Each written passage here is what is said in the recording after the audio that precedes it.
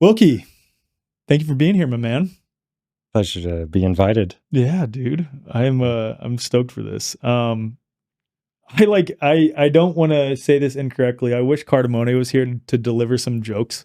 And the reason I say that is because when we were hanging out at Music and Sky in June of 2024, I'd already known some of your story, like that you were a chiropractor, but you went to chiropractic school in Sweden, which is super unique as an American. And that you were interested in things like biogeology and had a different take on history and just like the way the earth formed, let's say, or like what we look at with respect to geology, sort of questioning that. But then you went above and beyond, and as we're like sitting there at Music and Sky in that little circle, sharing so much of your story. And there was one point where I think you sort of said in a nonchalant way that, yeah, I was a hang gliding instructor or something like that. Pilot. Okay, sorry, my bad. Hang gliding pilot. But the point is, it's like before that, for the preceding 2 or 3 days that we were hanging out, you went into so many different other things. Like you were you were the first person to be jailed specifically for the crime of hacking in the United States. Correct. And it's just like your journey. We're like, what the hell? What else is there? Like the most interesting man in the world, essentially. But I'm super stoked for this. And I think for the majority of this conversation, we're going to be talking about what you primarily talk about on your Stellium 7 YouTube channel. Of course, if you guys want to find his YouTube channel, you can find that in the show notes. And you cover more than what we're going to get into, obviously, on your channel. But I would like to focus on biogeology. So I think the most appropriate way to start that is asking, like, what led you to begin questioning geology in the first place? Well, it started about 10 years ago. A friend of mine got me questioning the nature of our physical reality in general. And I thought he was crazy. We had been checking off the boxes on a whole lot of different crazy ideas that we're both on board with. His name is Alec Michael. He's a wonderful musician, also known as conspiracy music guru. I want to get him on too, but I just hate doing the virtual podcasts. And he hates flying as I much know, as and that's the thing. We'll have to find a way to get him here somehow. But yeah, or maybe I'll just come visit you guys in Spain at some point. That'd be really cool. That would be awesome. That'd be epic. Definitely. Yeah. So he started kind of tugging at the threads of my reality with some different comments that I thought were loony, and I ignored it the first time he brought it up, and then the second time I thought, okay, this isn't going away. I've got to go and debunk this now. And I've always been a lover of science and science fiction as well, and just read loads of books on the subject in my teens and 20s, and so I felt like I had a pretty good grasp of the nature of our reality. And he started questioning things, and when I went to look for responses, it was sorely lacking. And I figured, I'll bring up some photographs of the Earth, for example. And it turns out that even NASA's admitting that the most famous supposed photo of all isn't even a photo. It's something that was stitched together and then slapped to the iPhone later on. And then I started seeing all these different supposed photographs where continents are doubling size, and and I'm just like, no way. So then I went to grab live footage from the ISS, because I figured, well, that's a done deal there. And he's like, you ever notice how much it curves? And I started doing the math in my head, because I loved geometry when I was in high school, and he started hitting me with distance proofs and other things, and I realized, wait a minute, I'm having a really hard time supporting the worldview that I grew up believing. And so that just to give a little bit more context there too, Mark Gober, correct me if I'm wrong, you might be more in tune with this, but when I interviewed him, he talked about how he's taken ISS footage and asked various AI tools to assess whether what is being shown on the ISS footage reflects what they claim the distances are to various things and the curvature that should be there. And all of the AI tools that he's used have indicated that no, it does not match up whatsoever based on the known ISS footage. Yeah, they're showing a curvature that looks like half a hemisphere. Right. And there's no way you can see that much of the Earth from 250 miles if Right. it's got an 8,000 mile diameter. Yep. So yeah, it was pretty apparent to me early on that something was not right. And the more I looked for evidence, the more I found it wanting. And then along the way, stuff comes up like, on the ISS, all the little blooper reels and the harness fails and the bubbles in space. And, Rats there running just around on happens the to be a equipment. life-size copy of the ISS somewhere in some NASA facility where they're doing all these underwater trainings. It's like, okay, that's a pressurized environment. Why would you train in a pressurized environment for a vacuum? And it's just like, why aren't there spacesuits blowing up like balloons when they go out? And there's just like question after question. But a real big one for me was how does gas pressure exist adjacent to a vacuum without a barrier? And I'm like, that defies the second law of thermodynamics. This is just so it was just one thing after another, and the more I looked, the less I found. What's so wild is I took thermal fluid systems and thermodynamics at West Point, and I learned all of that, and somehow so many other people learn that and go really deep into physics and still don't question that as it pertains to the claims regarding the Earth. You know what I mean? It's wild. And once someone brought that up to me for the first time, I think 4 years ago, I had so much cognitive dissonance because I'm like, okay, you're right. I did learn this.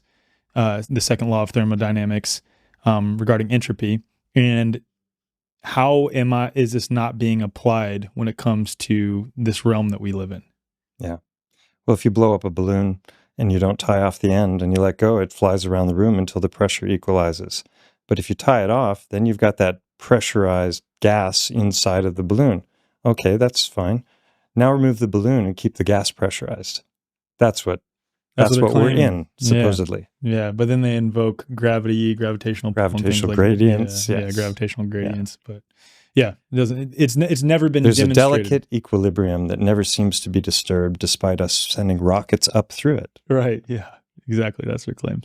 So how did that trail off into studying biogeology? Because it's like one thing to begin questioning the nature of this realm. I guess they kind of go hand in hand, but then to get to specifics related to geology and what we're told about these various rock formations, how they came about, et cetera, et cetera. Yeah. I just started looking at everything with new eyes, because when you start to go down that road of something so big like the earth under our feet might not be what we were taught, it leads to a whole lot of questions. And, simple stuff like, how could a lie like that be perpetrated for so long without being exposed? And,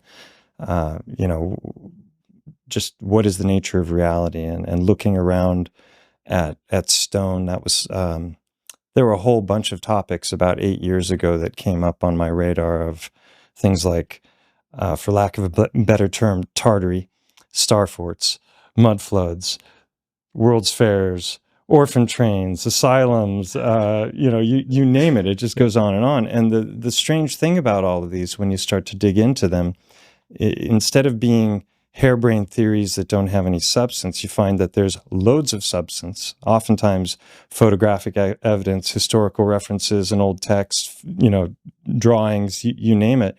And so you find that there's a whole lot of evidence for these things, and that evidence actually dovetails when you start to look at it across different subject matter. Mm-hmm. So that's where you start to, as you look into these things one by one, you start to build a tapestry of a reality that's very different from what we were taught. And so that was really how it began for me. I came across a couple documentaries, like I said, about 8 years ago that were touching on themes related to geology and, talking about how old is the Earth really, and how accurate are the different dating techniques that we're using to determine how old things are. And you find out that each one of those different techniques that's been used for the last X number of years has been hotly contested by the different scientific peers of the era, and then the counter arguments are dismissed and waved away, and then suddenly this thing becomes dogma. And I see that happening in every aspect of science. In my opinion, all of the ologies in one way or another are compromised. And at one point, I coined the term paradigm blindness. And I don't know if I'm the first to use that, but when I Googled it, nobody else was using it. And just to describe both the blindness that the academics and the supposed experts in the field have towards these broader questions, because they have an underlying foundation of belief that they've been raised in, both as a child, but also within academia.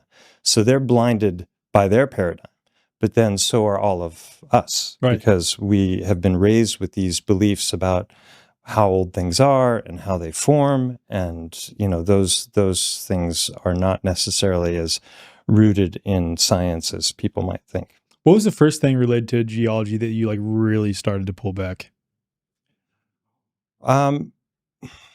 There were a lot of things, like the strata layers that we're told are dead plant and animal life that compress over millions of years of time, and that pressure then eventually leads to what we call metamorphic rock. So it starts as layers of strata, sedimentary layering, and then it goes to metamorphic rock, which is this compression where the pressure and the heat start to cause those materials to melt.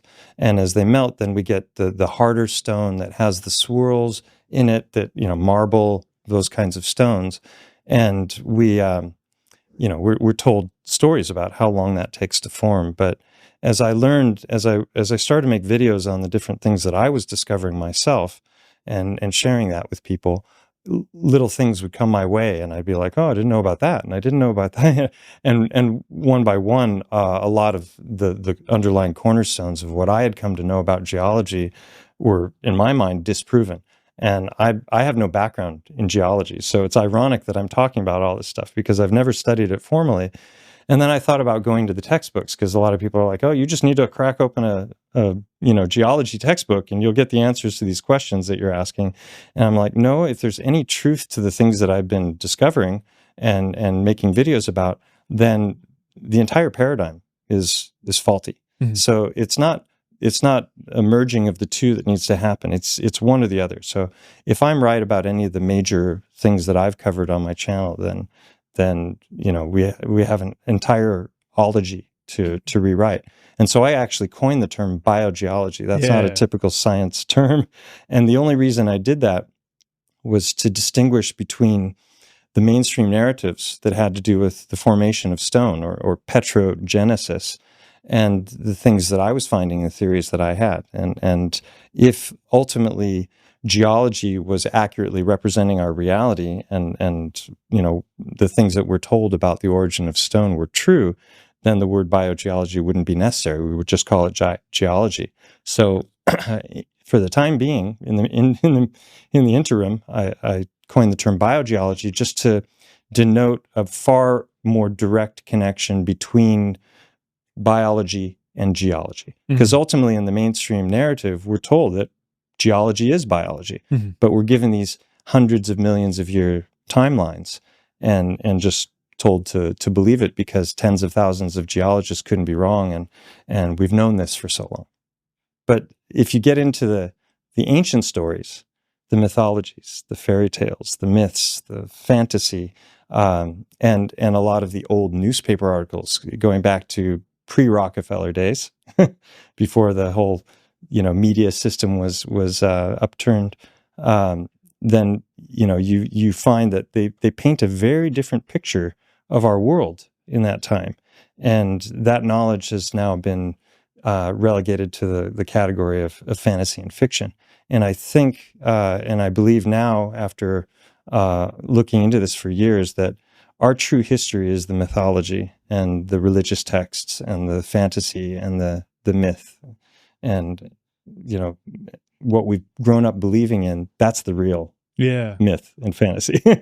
So there's a sense of magic in a lot of those so-called fairy tales and myths that we're told, that sort of lights up the core parts of you in the same ways that, we were just talking with Brandon before we clicked record.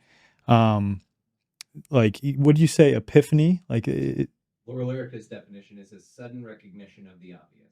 Okay, so Laura who? Laurel Erica. Okay. Laurel Erica's definition of epiphany is the sudden recognition of the obvious. And for me, when I have an epiphany, first, it doesn't feel like I'm learning something new. It feels like a deep remembering. And it also lights up parts of me that seem to resonate with other things that I've come to understand that did turn out to be true with respect to virology, et cetera. So like when I reflect on many of these creation myths and so-called fairy tales, it lights up that part of me that also resonates with or feels the same as an epiphany or feels the same as me discovering something that is fundamentally true about this realm, which is really interesting. That doesn't mean that it is definitively true, but it's just like an interesting experience that I have in my body when it comes to hearing a lot of these creation myths and things like this. In my experience, a lot of those epiphanies are accompanied by serendipity or synchronicity as well. So there will be some kind of a recognition of something, and then boom, at that exact moment, there's some little confirmation that comes in at the same time. So those moments are imbued with more meaning when that happens. Totally. And going back to what you were saying about this inner knowing or feeling that we have, I think there's a reason that Avatar was the top grossing movie of all time for many years, is that it's speaking to something in our collective past that we still feel, even though we're told that's just some mythic tale that takes place on another world. I think that ultimately that is this world, and that's a part of our true past, is that those great trees, that other time period where there was a far greater connection to nature, and we weren't dependent on technology because we were the technology. Amen. Okay, I think the way that I want to frame most of this conversation regarding biogeology is taking some of the commonly accepted mainstream claims regarding geology and analyzing them and seeing if they hold water when they're scrutinized. Is that cool? Sure. Okay. What are some of the common like mainstream accepted claims regarding geology that you have sought to debunk? Well, I touched on one already, which would be the sedimentary layering, because we're told that plant and animal life are laying down over long periods of time to create these layers. But when Mount St. Helens erupted in the 80s, for example, you had rapidly petrified trees, and you also had slurry flows that created sedimentary layering that were like 20, 30 feet high. And that layering had what's known as microlayering, which suggests that things laid down very gradually over long periods of time. But that's just a function of the slurry flow. So when you have the volcanic activity mixed with the ash, mixed with the mud and the water, and that's all moving in a great direction, then those kinds of layers can be laid down in a matter of hours. So that's been shown by mainstream geologists. Like, hey, this we never would have expected that this could happen, but it did. So that's one of many examples of and none come to mind. So maybe you can jar my memory. Well, the one thing that I want to like really discuss, because this is what people always refer back to, is isotopic dating. Right. Like just the which is all based in circular reasoning, and I don't think I can articulate it quite as well as you could. So could you share why, like, the problems with isotopic dating and then specifically carbon dating? Yeah. Well, from what I understand, carbon dating is only accurate to thousands of years. And as soon as you get up to 10,000, 20, 100,000, or millions of years, it's radically inaccurate. So it's good, apparently, for dating, organic matter that's in a particular location. They want to know the age of it. But for talking about, like we're told the Earth is 4.6 billion years old or something like that. And they know the age of the universe is 16.2 billion years. And we know that because of our telescopes. And we've looked back to the beginning of the Big Bang and calculated backwards. It happened on a Tuesday. Right. But it really is spoken about as if it was directly observed, which is insane. Yeah. So the carbon dating thing is that's one. If you just do a search on Wikipedia for dating techniques. There's something like 50 or 100 of them. And there are books that have been written by geocentrists or by creationists. They're Christians, but they're also deeply steeped in the scientific method and might even have a PhD, but they're calling into question these things because they're young earth creationists. They believe that God created the realm that we're in and that it didn't happen so long ago. And some like to use the Bible to kind of count backwards based on all the so-and-so begat so-and-so begat so-and-so begat, and then they start to count generations, and then they determine that, we're at, I don't know, it's 5,500 years old or something like that. And so a lot of people ask me about the age of things, and I don't even go there because I don't have a clue. I don't know how old this world is or, when things happened. I've done a lot of investigation into the subject of titans, and have come to the conclusion that they did actually exist. We're talking not giants, but creatures that were the size of mountains. And then the question is, well, when did this happen? And if these were real, when are we talking about? And I'm like, I don't know. But I just talk about it as the antediluvian era, because we're talking about pre-Noah's flood.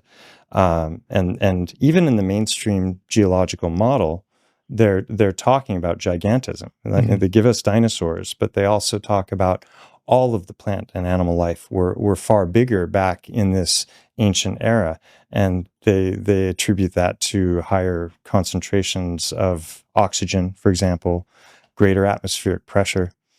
There's a man who did an experiment with cherry tomatoes. He put them inside of a plant inside of a room, pressurized environment. I can't remember if he increased the CO2 or the oxygen concentrations, but they grew very large and in the thousands. It was a really remarkable response to that kind of environment.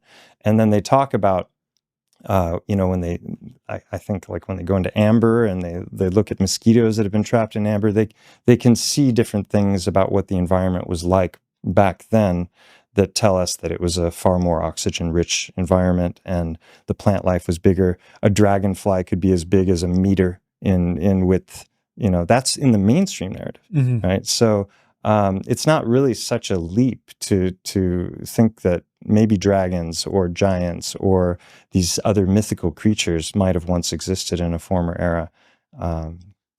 Yeah, that makes sense.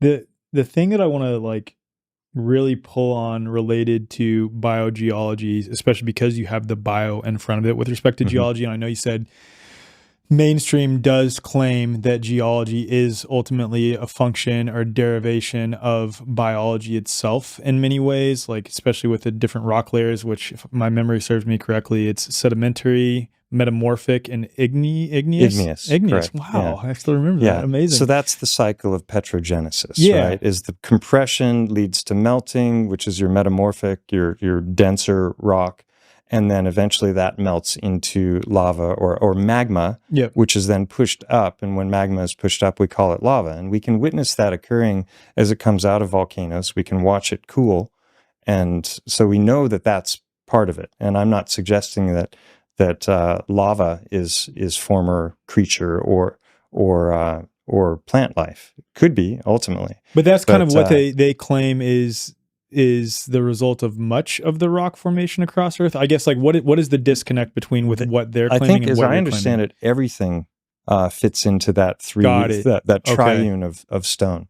The sedimentary layering is going to be pushed up by tectonic activity and create all of our different mountainous structures, and that's how they explain these banded swirls where you have one color and then another color and another, so you get this this swirl, it looks like tissue, right? And then that will have curls to it that doesn't make any sense. If this is compressed layers and tectonic, you would expect fractures, but you wouldn't expect things to just kind of swirl around or have concentric circles. Yeah, that's a big one for me. How does sedimentary layering create concentric circles in large structure?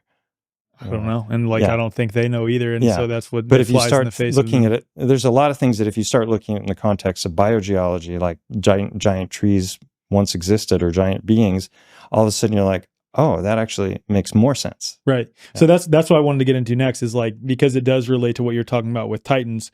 you've done some incredible work looking at different rock formations and sort of showing, and I don't want to speak for you, but a different interpretation of things petrifying and how these could quite literally be like the remnants and the remains of giants and titans through petrification. Could you talk about that a little bit? Actually, a lot of it, not a little bit. I want you to talk about it a lot. Yeah. Well, it's one of those ideas that's so out there and far-fetched. That's okay though. Yeah. So yeah, okay, no, the whole point, the whole frame of this conversation is we know that he's brought me in for the out there stuff. That's why I brought him in. It's there's so many holes in what they claim, and I would want to get to like more of those holes, but I think this is good to talk about right now, like the other possibilities regarding these rock formations. Yeah. Well, when it comes to the scientific method in general, what you're looking for is specificity of feature. You're looking for scalability. You're looking for repeatability. And if you have those three things present, you might be recognizing some sort of a pattern. You might not. Like, we can recognize patterns that don't exist. You look up in a cloud, or you look at the knots of wood and see a face looking back at you. That's called pareidolia. And that's a common thing that's brought up in regards to my work, is that, I'm just seeing things that aren't there because I have an active imagination. And then I'm cherry picking my information, where I'm picking out the things that fit my harebrained theory. So that's pareidolia.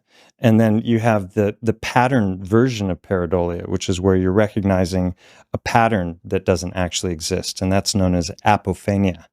So that's another one that, that I've been accused of with some of the other research we'll get into later that has to do with heartstones and just the idea that organs might petrify. This realm is so much more fantastic than I ever knew, because when I was a kid, like geology, I loved rocks. I loved pretty rocks and crystals, and I collected them, but I was never interested in geology or archaeology. Those were two of the most boring subjects I could possibly imagine, like sitting there in the dirt with a brush and trying to excavate some bone or something. I was like, oh God, how boring. But over the last 5 to 8 years since I've been looking at all this, I have come across so many geological locations that are utterly mind-blowing. And they're really, really hard to reckon with in the mainstream model when you understand this simple petrogenesis cycle of sedimentary, metamorphic, melting, lava, and then repeat, So there's, where to begin?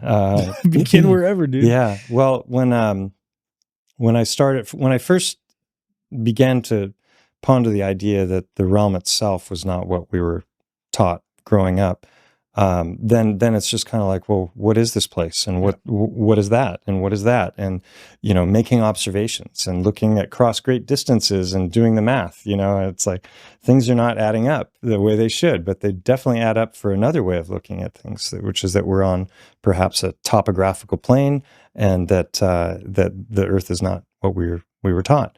And if the Earth is not what we're taught, I understood right then and there that anything is up for grabs as far as our history and what is the true nature of stone, what is the true nature of our history, where have we come from, all of those kinds of questions were bouncing through my head.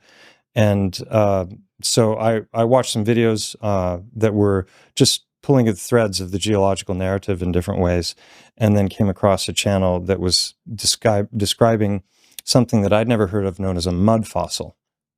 And a mud fossil is basically like when we think of petrification, how something petrifies, we're like, everyone knows that petrified trees exist. Mm-hmm. We're given 200 to 300 million year timelines for those trees, which is absolutely BS. And I'll come back to why. But the main way that they tell us that happened is that the tree itself was surrounded by a material, say mud, right, mixed with salt water after some great cataclysm or worldwide flood, and then that material is embedded, encased in something.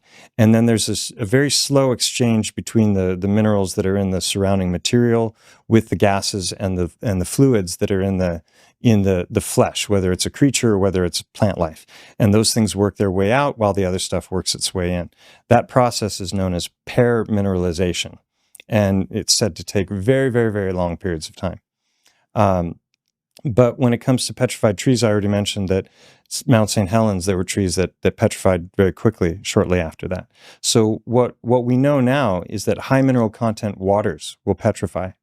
Ash will also contribute to the petrification process. Isn't there a lake somewhere that like instantly petrifies things that touch it? It's not instant, but it's called Lake Natron, and I always forget what country it's in, but this is a lake that has extremely alkaline waters, base, and it's like a pH 12. Wow, oh my goodness. The only creatures that can be in the water and survive are flamingos, because their legs are adapted to handle that kind of thing.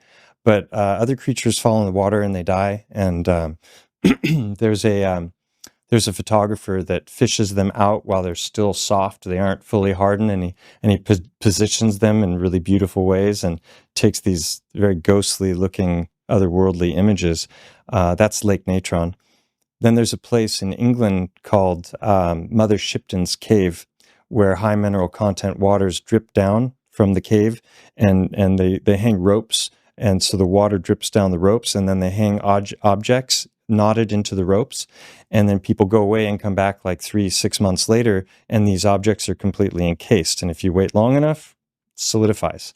So that's we're talking months or years, not these eons of time. There was a team of, I think they were Japanese scientists that following the works of Andrew Snelling, who's a PhD geologist, who's a creationist also. He had some theories, and they were like, oh, let's run with those theories. And they suspended 7 different pieces of wood in volcanic waters, so high mineral content waters with heat. And after each year, they fished out one of these bits of wood. And by the 7th year, it was fully petrified. Wow. So that's 7 years to petrify wood, not 200 million. But it gets even more extreme because there's other scientists that have created petrified wood in a laboratory that's indistinguishable from naturally occurring petrified wood, even when you view it under a microscope. And they've done this in 24 hours. So they've done this by, I think it's an acid wash, which is, we can get acid rain, so it's not unusual to think of acid in the environment. That probably creates more of a permeability for the other stuff. And then they're cooking it in like 1400 degree temperatures with argon gas or something like that. And then they're just letting it cool, and they can in 24 hours create petrified wood. Wow. So these are the kinds of things that are actually like, okay, so if that's possible, and volcanic waters with, just suspending the wood and Mother Shipton's Cave, if all these things are possible, why are we even entertaining timelines of 200 to 300 million years? Right. Same thing with the sedimentary layering. And then there's like a circular reasoning that comes with the layering as well, where you've got certain fossils are found in certain layers. And so then they'll tell you, oh, we know that this is a Permian or a Cambrian or a Jurassic or whatever layer based on the fossils that are in that layer. But then they'll do it the other way around, where they'll tell you how old the layer is based on the fossil. Or did I say the same thing twice? But basically, either the age of the fossil based on the layer, or the age of the layer based on the fossil. Right. So with no reference to go on. Right. And then it's always their magic dating techniques that you just have to trust me, bro. Yeah, just trust me, bro. We know how old it is. I want to talk about giant trees now, because like that's the low hanging fruit, if you will. I think a lot of people, and I'm sure that's how it was for you when you were getting into this, like look at the various plateaus across the world and can readily say that, oh yeah, that looks like the stump of a tree. That's interesting. Right. But you see these compilations on YouTube and Instagram and TikTok and elsewhere of people sort of showing across the world these various plateaus, and even other than plateaus too, like different rock formations that are sort of in one uniform area, really look like they could be just giant petrified trees. So can you talk to me about what you've uncovered related to that? Sure. Yeah. The petrified tree thing is really dear to my heart, because that's not where my research began. It began with titans. and then That's interesting because it's usually the other way around for people. Yeah. Yeah. And nowadays there's loads of images going around of different, mountain skylines that look like a Titan laying on its back or laying on its side. And those are wonderful to look at, but what you don't find is any follow-up. There's no boots on the ground footage. There's no getting into the caves to see if there's any anatomical features inside the caves. It's just looking at it and going, yeah, it looks like that, so it must be. And you've done that too, and you've had friends who've done that as well, right? Like actually get inside some of these caves. Well, the whole channel that I started began with the investigation of Titan in Spain, which we can come back to, obviously. But so the tree thing, when I first came across, there was a video called No Forests on Earth, or No Forests on Flat Earth, that came out like 8 years ago, maybe 9 years ago. And it was a Russian, and someone translated it. And there was a lot of interesting stuff in that video, and talking about like what you're talking about with the tabletop mountains. And the most famous of all is Devil's Tower, obviously, in Wyoming, I think it is, which featured in Close Encounters of the Third Kind. And it looks a heck of a lot like a tree stump. But that's also a hotly contested topic, even among alternative researchers. And there are many who don't think it was a tree, and some think it was a mushroom, and other people think it was the Achilles tendon of a Titan. And there are lots of different theories about it. And I thought it was fascinating, but I wasn't going to like throw my hat in the ring when it came to that subject, because one, I didn't have any boots on the ground footage of my own. I couldn't get there and study this stuff myself. But two, it wasn't fully compelling. It was just an interesting data point to like remember for later. And that's the thing. When it comes to my research, I'm interested in data points. I'm I'm very left brain about this, even though there's a lot of intuition and synchronicity that has followed me through the whole thing. And but I really do like to analyze things in a methodical way, and just like what's going on here. And so I just kind of took that as a data point. And none of the data points that I present on my channel in and of themselves are deal breakers for mainstream geology. This is not like slam dunk, this one thing, but taken as a whole, they paint a very different picture of our reality than what we were taught. And the trees I love because they're, in my mind, and I'm not talking about the Plateau Mountains or Devil's Tower, I'm talking about the other evidence in favor of them, are a slam dunk. They are self-evident evidence that those trees once existed, because the formations that I've shown on my channel in great detail, they don't make any sense in the mainstream model, but they do make sense in a model where we had trees that were miles wide at the base. We're not talking like people know the sequoias. That's the biggest tree in the world, the sequoia, General Sherman and the sequoias. That takes 26 men fingertip to fingertip to surround. But that would have been a sapling Wild compared to the trees of that era, if they really existed. So Avatar really is, I think, a tip of the hat to that former world.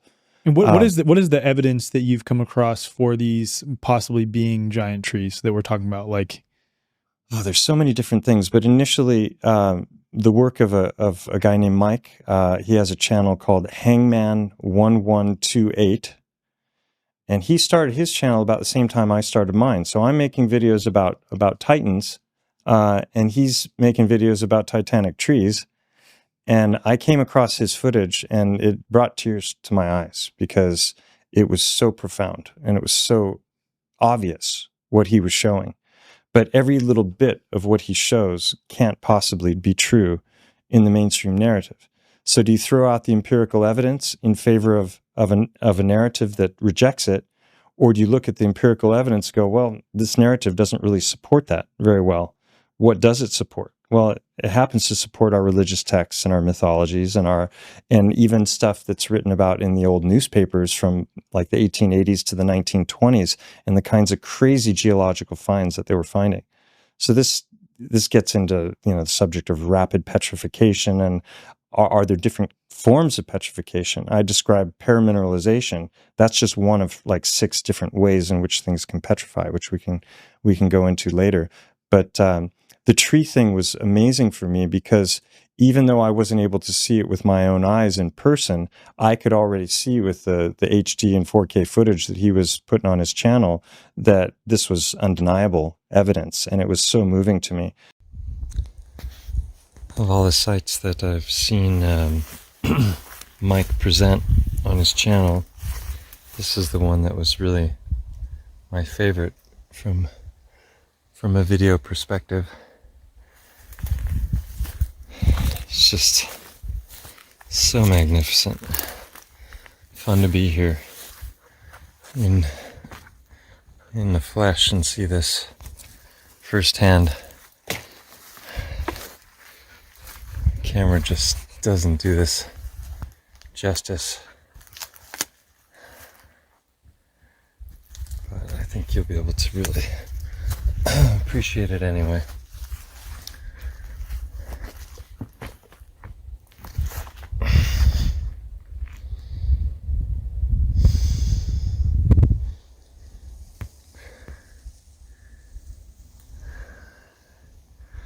That's where we're going next, over there.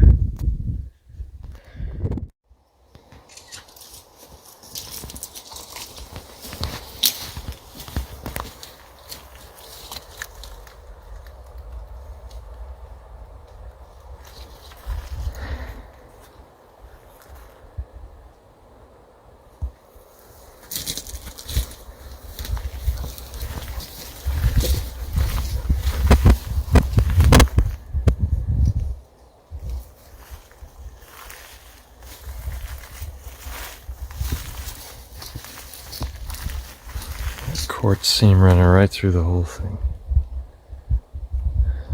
Here it would have cleaved off.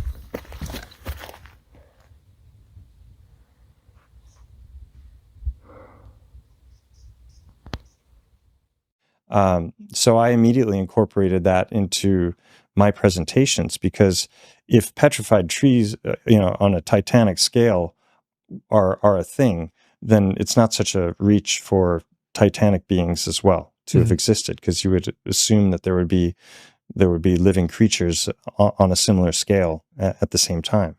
It's not a far-fetched idea at all. It brings into question for me, like, how vast this Earth realm actually is. You know what I mean? Because if we're taking the same train of thought that you're taking right there with respect to, okay, if there were actually giant trees, then there might have been giant beings to accompany those trees. And if there were a large number of said trees and giant beings, then there would have to be a much larger Earth realm that we're dealing with than what we're told. Right. And I like you, I imagine, I'm Earth-shaped agnostic. You're right. That's what I am. I have a lot of questions, and I know what it isn't, but do I know what it is? No, I have my suspicions. I have my theories about things, but I'm not trying to shove those down people's throats or claim that they're truth. I just know that it's not what we were taught, and how, if we're on a topographical plane, which is the plane of inertia inside of a toroid, which is my favorite, model, if you want to call it that. Could there be outer realms that we don't have access to? What's beyond the Antarctic ice wall, if there is such a thing? All those kinds of questions come into play. What's underground? There seems to be all kinds of tunneling systems that we're not privy to. What's underwater? There's a whole lot of it raises a lot more questions than it does answers when you start to get into these things. But that makes it fun. Also, it's a rediscovery.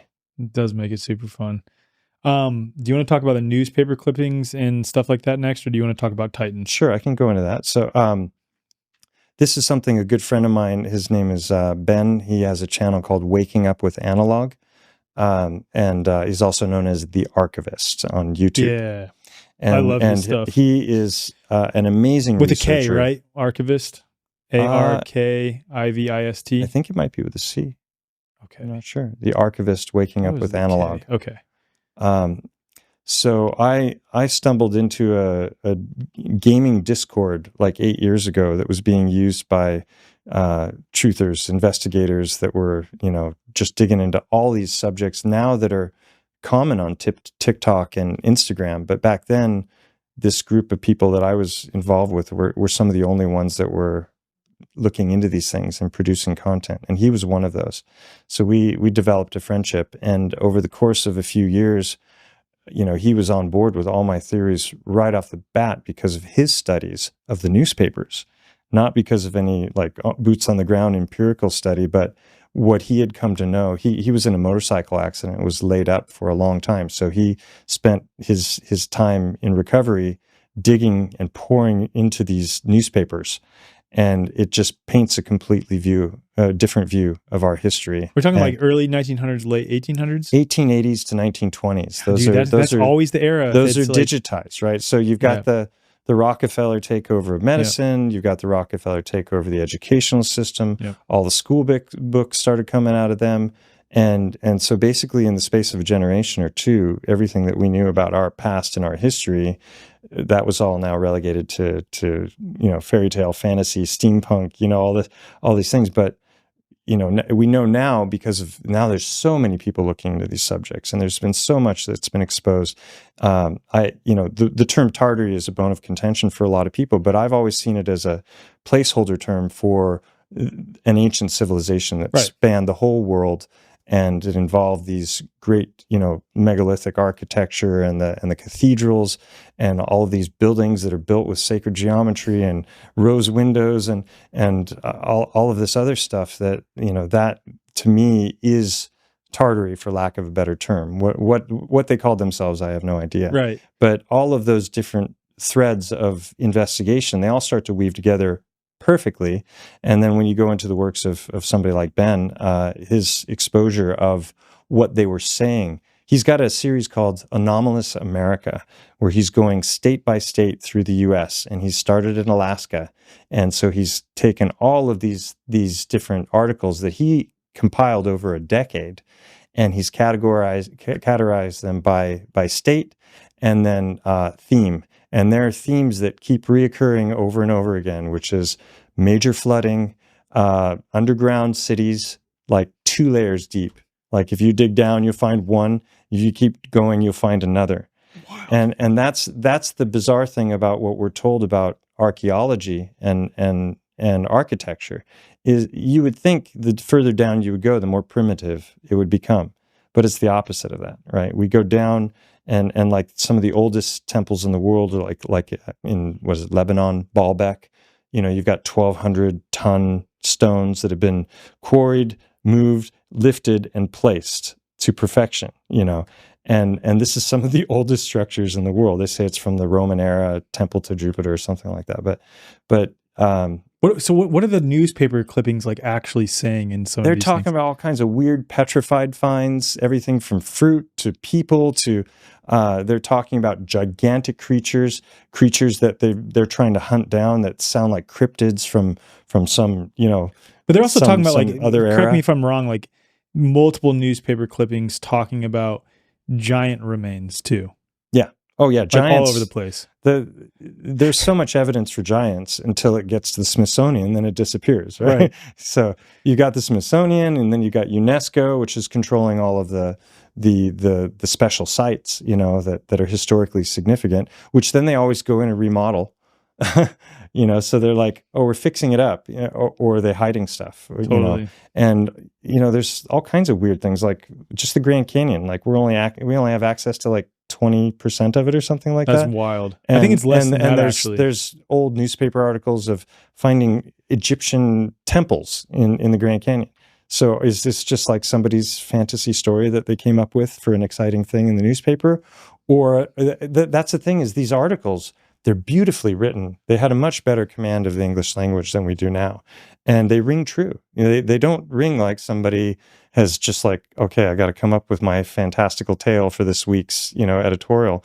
They sound like they're historical documentations of people who are speaking very matter of factly, and they're not sensationalizing. Mhm. So it's really interesting. I highly recommend his work. And like I said, he has sent me article after article. Like, for example, petrified forests, they were all over the place. Like, we go and pay a little fee to get in and see them now, but they were harvesting these petrified forests because Wow. the petrified trees contained copper and silver and gold, and also precious gems and minerals. And so there's articles that he's clipped out that he sent to me where they're harvesting these trees and grinding them up or doing whatever they do to extract the metals.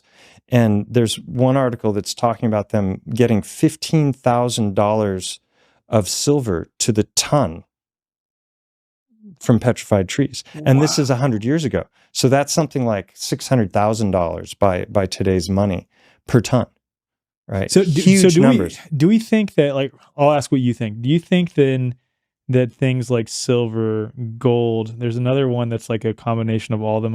I'm forgetting what like that term is for, like a composite of silver, gold, and other metals sort of together in one. Do you know what I'm talking about? It's like I forget what it's called. It starts with an E. Electrum, I think, is what it's called. Electrum. Electrum. There's so many wild elements. But do you think that those are literally a function of like biology?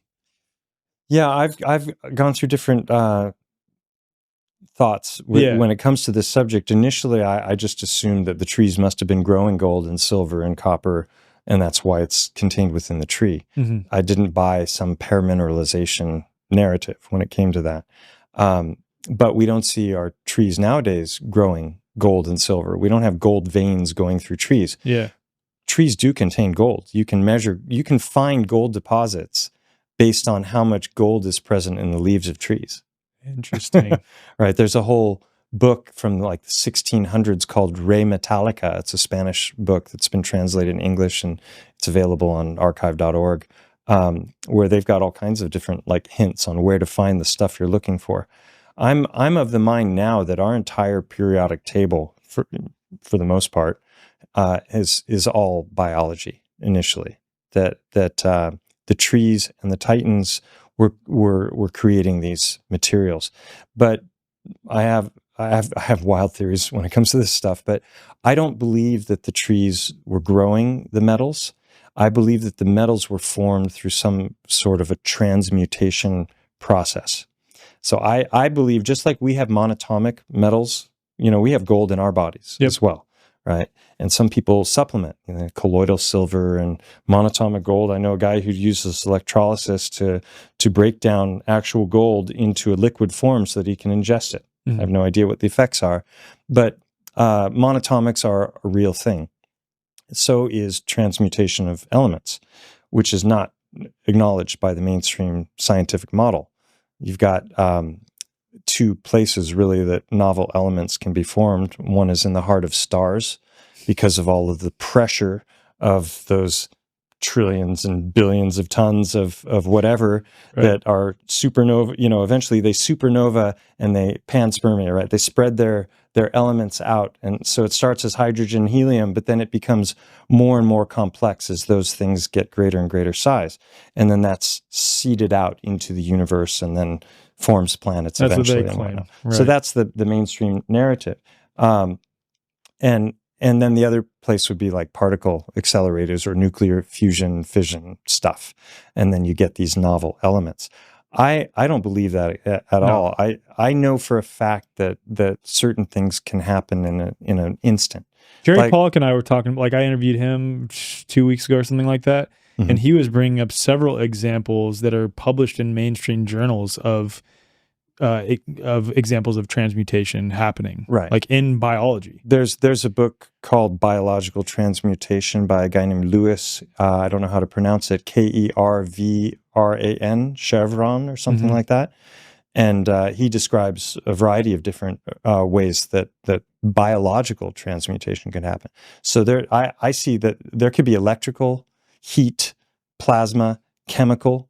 All of those can lead to transmutation, as well as biological. And the simplest, most enjoyable example of biological transmutation from my side is the chicken egg, right? Because the chicken is consuming a bit of calcium throughout the course of its day as it eats its food, but far, far less calcium than would be needed to support its bones, and less calcium that's in the shell of the chicken egg.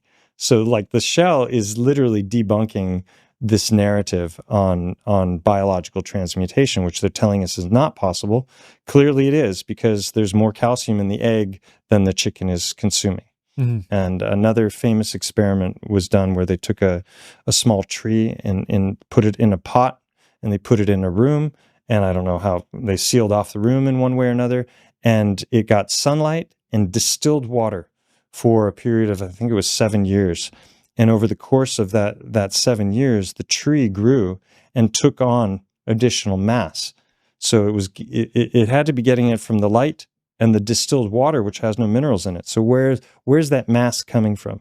And I believe that the tree itself is creating it. Yeah. And so I think what happened, and the reason we find, like when they go looking for gold and silver, they're looking where there are quartz seams. Mm.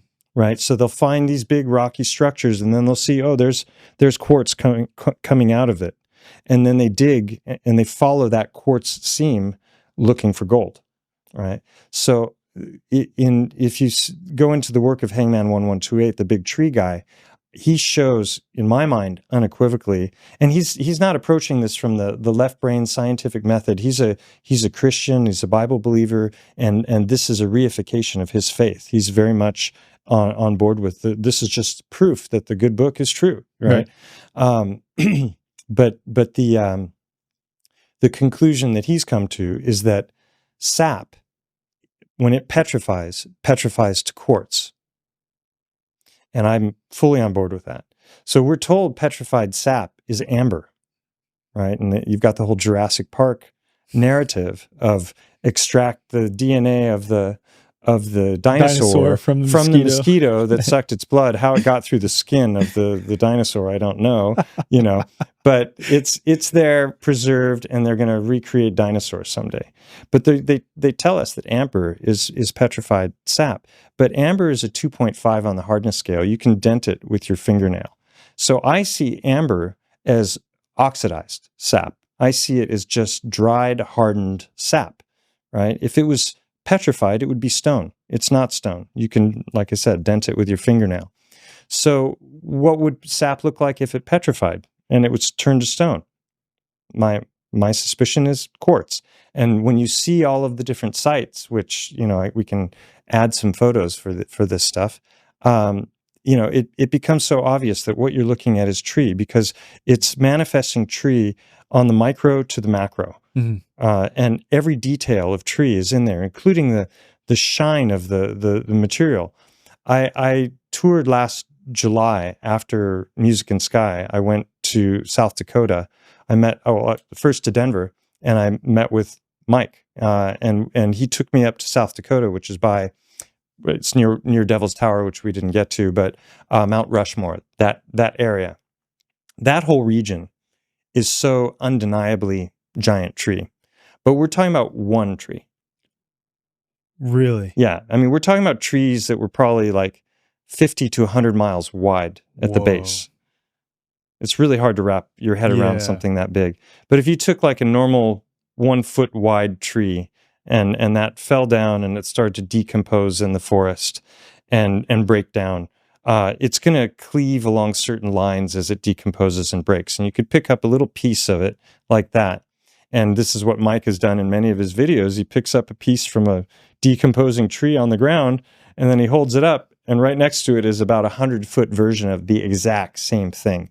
Wow. And then you can get up right next to that 100-foot version, and you find it's fractal. It's got all the detail, and that, in fact, there's a famous video clip that made the rounds on Instagram that's gotten millions of views, where he literally pulls off a piece, and you can see that it's not even necessarily fully petrified on the inside, and you can see that it's still fibrous.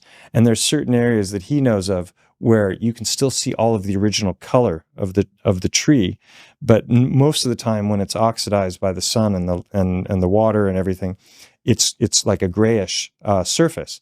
But you break away at that, and it's still like looks like tree inside. So there were a lot of times when I was hiking around, and looking at these things on the ground, I'm like, is that tree or is that stone? I couldn't tell the difference, and I literally had to bend down to pick it up. And the reason you can't tell the difference is because it's one and the same.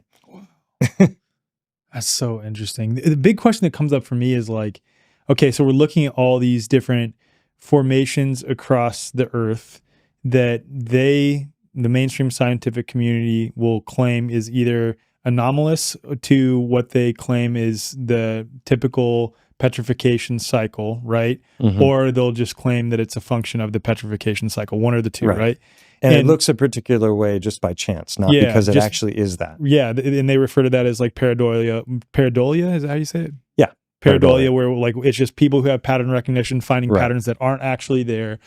But it seems to be that across the earth, all these formations that we've discussed thus far, and I do want to get into some specific big ones, like it would be good probably just to discuss Devil's Tower, and then also the giant Titan elephant that's in Spain, because that's like where your work really stems from.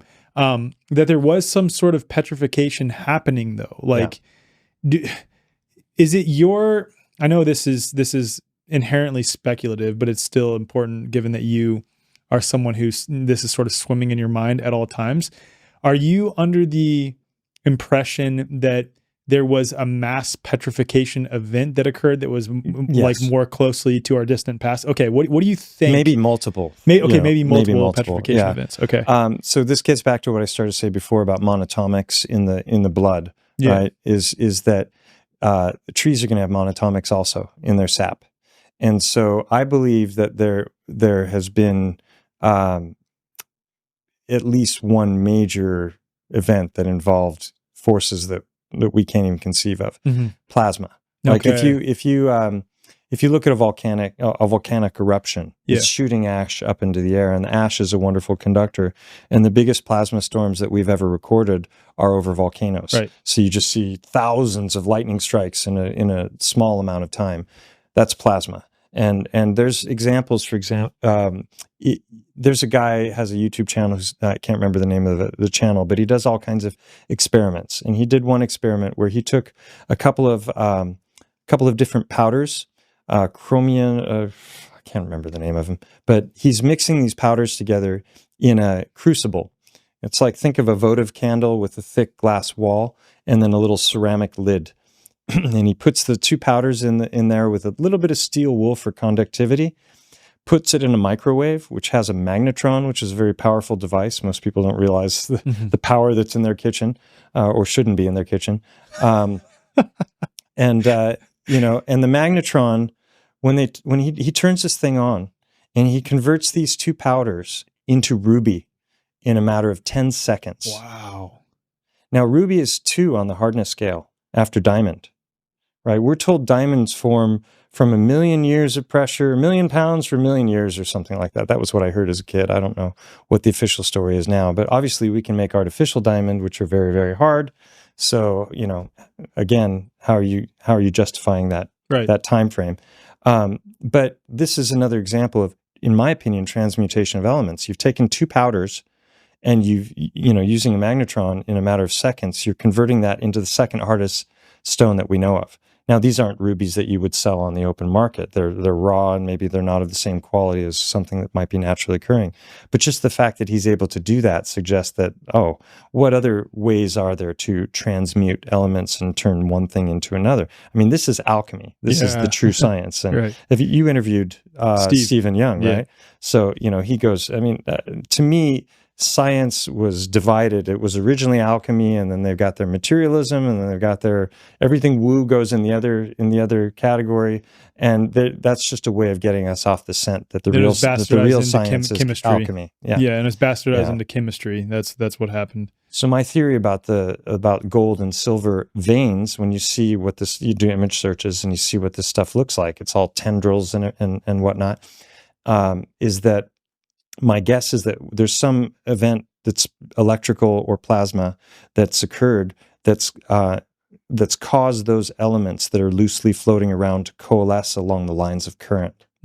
So if you take two electrodes on a wooden table and you run a lot of current through it, that will burn a fractal shape in the wood, and that fractal will move across the wood until they meet, and then it goes, and it's like it doubles its intensity when they meet, and the longer that current goes, the more those lines of fractal are defined. Does that make sense? Yeah, and totally makes so sense. I think that's why they're finding all the gold and the silver and the copper in the quartz seams, is that whatever petrified these great trees also caused those elements to either coalesce from monatomics or just form because of the shear forces that were involved. So that's my theory. And then when it comes to there's one other thing I was going to mention about that with the monatomics. So plasma apocalypse. That's a term that's bandied about.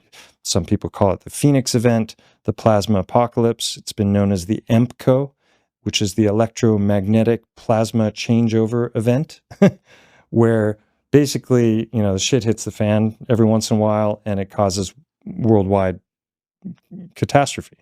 And the scarring of that kind of an event appears to be all over the earth. And you can see it with Google Earth. We call them Lichtenberg figures. If you search for a Lichtenberg figure, it might come up with photographs of sand where lightning has struck a beach.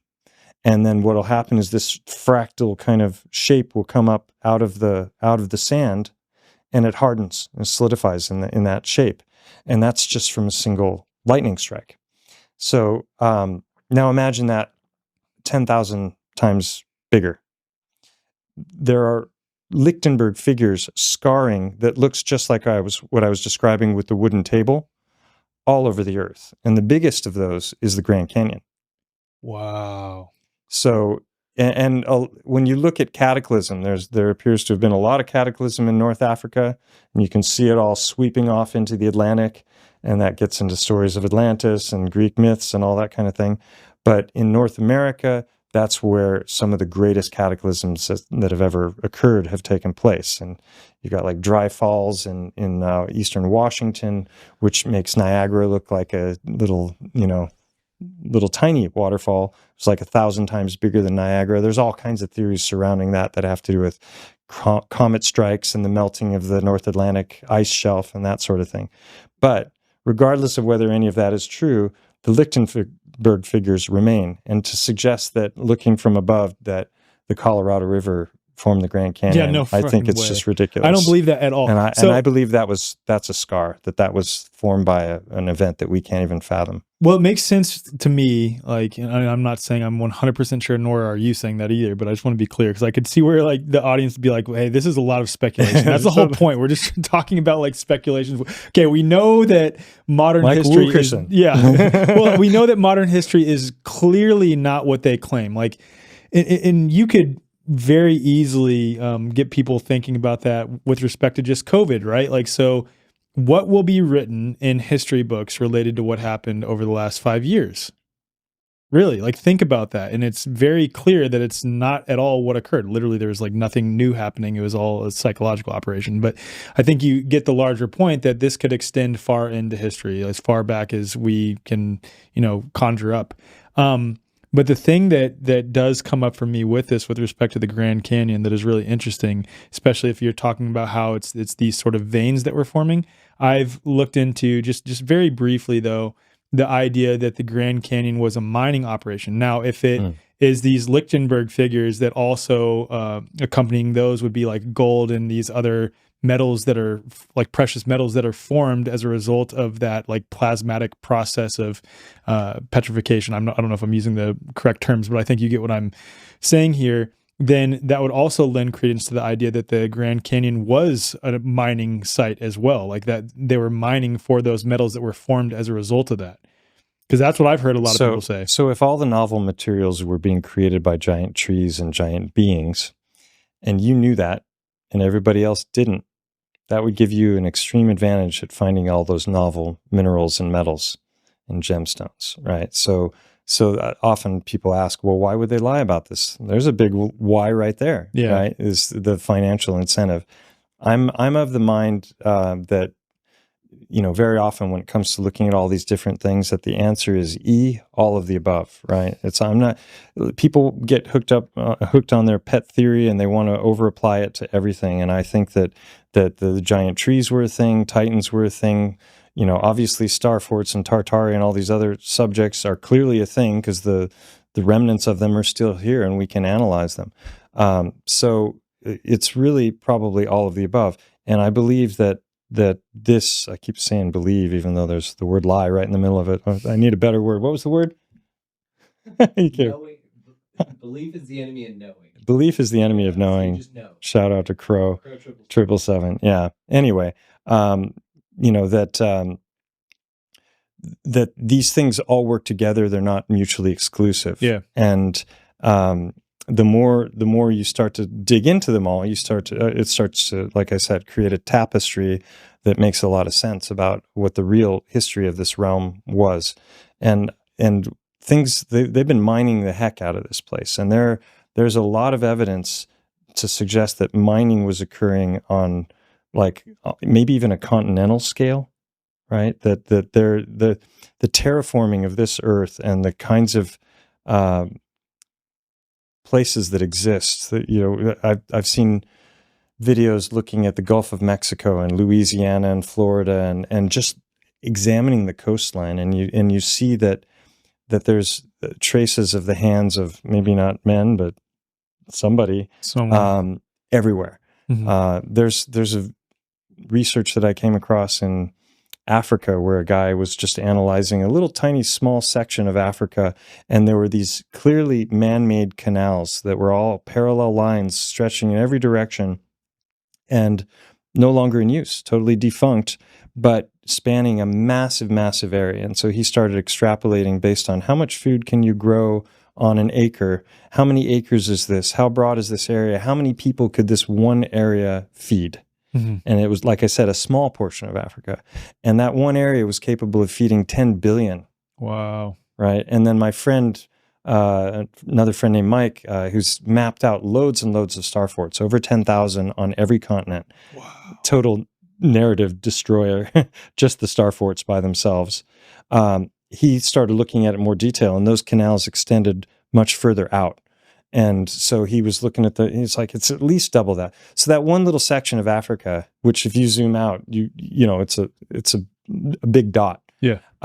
Was capable of feeding like 20 billion people. So I think there's a lot of narratives about the past that are there to create this illusion of manufactured scarcity, basically, or it is manufactured scarcity by creating the illusion of scarcity. Right. And so mining on a grand scale has occurred everywhere. What were they mining? That's the interesting question, I think. And I think they were mining the old world, and on scales that you can hardly imagine. Have you thought about this, like biogeology, I'm sure you have, as it relates to the possibility that Christ already returned just after 70 AD, especially as it relates to like a plasmatic event that seemed to petrify everything all at once? And then the possibility that even previous to that, like when we look at various rock formations and find fossilized remains, which we do, like we find fossilized remains of things that, like in the middle of Kansas, for example, that we likely would find in the ocean otherwise. Right. That this could possibly, knowing that things in rock formations form in ways that fly in the face of the mainstream narrative of how long it takes, that also relates to Noah's flood. That, like, those are kind of two questions. And my brain went in like 10 different directions there. I knew it would. Yeah. Well, my brain was going so- in like 10 different directions. That's why I kind of asked it that way. Yeah. So Tackle one of them individually. the Bible, as a book, I've never gotten through the whole Bible. I find it more and more fascinating. The more you know, the more fascinating that book becomes. Yeah. As opposed to the other way around. Right. And I think what you're describing is what's referred to by some as the little season. Yeah. The Bible describes the little season. season. Yeah. There's a guy named Paul Stobbs who I'm interviewing him hopefully sometime soon. Oh, cool. Yeah, he and I have had one conversation already, which was really fun. And I'll be interviewing with him again probably next month. But he's written a book called The Nephilim Look Like Clowns, which is really an interesting topic. But he's also gone deep into this whole idea that the second coming of Christ already happened. Yep. And a lot of people are waiting around for it. But that if you actually take the Bible at face value and the things that are said, that the millennial reign of Christ, which is this 1,000-year period of prosperity that's supposed to occur after the second coming, in his mind, very likely already happened. And that's probably what we're looking at when we see Tartary and we see the star forts and we see all this infrastructure that is everywhere it shouldn't be. That's uniform on a scale, too. And it's uniform. Yeah. The themes change from region to region, just like style, but they're all taking their marching orders from the same place when it comes to construction. Can I pause you real quick on that? Because this one, like, it's so funny. My wife, when we drive around and look at various Capitol buildings and things like this, like, it's the thing that I freak out about the most. I always drive by and I'm like, look at that thing. How do people look at that and believe the narrative of its creation? Because it's typically, okay, over a 2 to 10 year span, sometime in between late 1800s to early 1900s, this was constructed by people who are fighting a three-front war against the French, against the Native Americans, and the Britons, and wanted limited government, right? But they erected these massive structures with sacred geometry, with perfectly cut, sometimes 30, 40-foot single columns of stone. And the ones on the West Coast, right? Oh, which my were the God. last states to be colonized, Right. Like San Francisco. There's like a Capitol building in, I think it's Olympia, Washington. It's like the second biggest dome in all of North America or something. I bring that one up all the time. And that building, if you just look at it and then you read the narrative on how it was supposedly built and who and when and how many were living in the town at the time, I mean, it just, everything about it is laughable. It's insane. It's insane. And so, like, what I'm trying to piece together in my head, and again, this is speculation, I fully admit that, is it possible that with the second coming of Christ, there was a huge plasmatic sort of event that petrified and destroyed mostly everything, and then everyone uniformly agreed across the earth, okay, this is time starting now. We're going to go back to Christ's birth a few 100 years back maybe, and that will be like the time that we all uniformly agree upon across the earth. We're now in the midst of Christ's millennial reign over a 1,000-year period. And then what the book of Revelation talks about is that the deceiver will be let loose for a little season to rule over the masses. Yeah. That's paraphrased. Yeah. But if the deceiver is let loose to rule over from the depths to rule over the masses, it would make sense that everything we've been taught, whether it comes to like modern biology, science, geology, is an inversion of what it actually was. Everything. Well, the more you know about this place, the more it starts to seem upside down, backwards, inside out, twisted, warped, perverted, right? All of those things. So to me, it's an easy buy that we're in the little season, and and then that begs the question, like, what is the Bible, and is it real? Is it, who wrote it? Is it their playbook that they're following? So it seems like these events are coming about because they are bringing them about. I don't know, but when you look at the realm, there's examples of flooding, there's examples of melt all over the place, there's examples of catastrophe that we can hardly conceive of. That's all there. So yeah. I think there's been some major stuff that's gone down here. Most of our ancestors ate nose to tail, which means they consumed all parts of the animal, didn't waste really any of the animal, and that means that their diets were naturally rich in essential nutrients like collagen. And unfortunately, most modern diets are severely lacking in essential nutrients like collagen, which is why Paleo Valley made their 100% grass-fed bone broth protein powder. The term grass-fed today is thrown around pretty wildly. It can mean anything from 100% grass-fed to just partially grass-fed to minimally grass-fed and really primarily grain-fed. But Paleo Valley goes the extra mile to ensure their bone broth protein powder is sourced from 100% grass-fed cows. I have here in front of me the chocolate bone broth protein powder, and the ingredients in this are bones and water, organic coconut milk powder, organic cacao bean, organic chocolate flavor, organic monk fruit extract, and Himalayan pink salt. That's it. They also have a vanilla flavor, and they also have an unflavored version, but I am partial to the chocolate flavor. It tastes just like the chocolate milk that I used to have as a kid, except for it's not toxic. It's actually really good for you. I've been shopping with Paleo Valley for years. I've used their bone broth protein powder, their 100% grass-fed beef sticks, also their organ supplements, and I've found their products to be nutrient dense, high quality, natural, and made with integrity. So if you're ready to upgrade your health in just 30 seconds a day and get this essential nutrient collagen, head to the show notes or visit paleovalley.com/the way forward. And when you check out, a 15% discount will be automatically applied to your order. Experience the difference of truly natural, nutrient dense, 100% grass-fed bone broth protein powder and so many more incredible products with Paleo Valley. Hey y'all, I'm here with Melissa Kupsch from Remedy Academy of Homeopathy. We are so stoked here at The Way Forward to be partnering with Melissa and Remedy in order to spread the message of homeopathy across the world and also to partner on the eventual development of healing centers across the United States. People are pretty quickly coming to realize that frequency is the future of medicine. We are witnessing the great resurgence of homeopathy right now. We're really moving away from that suppressive medical model. Whether it's for eczema, asthma, hormones, fertility, anxiety, depression, trauma, whatever it is, it all starts as energy in the person's field first. If we change our field, we can completely change our life. Our 2-year academy is open worldwide to anyone who wants to become a homeopath. We've got 5 lecturers and we currently have over 500 students enrolled, which is record numbers in our field. A career in homeopathy is amazing for anyone who wants flexibility in their work and who wants to be valuable in creating this new world. We have stay-at-home parents enrolled, we have ex-medical professionals, grandparents signed up who want to learn how to heal their grandchildren and pass on that invaluable knowledge. We even have husband and wife teams. So my husband enrolled in the course with no prior knowledge of health as a background, and he is loving it. Kylie is also enrolled as well, so my partner is, and she's so stoked to become a homeopath and to be helping to spread this message across the world. The thing that we hear from so many of our students is, I found my thing.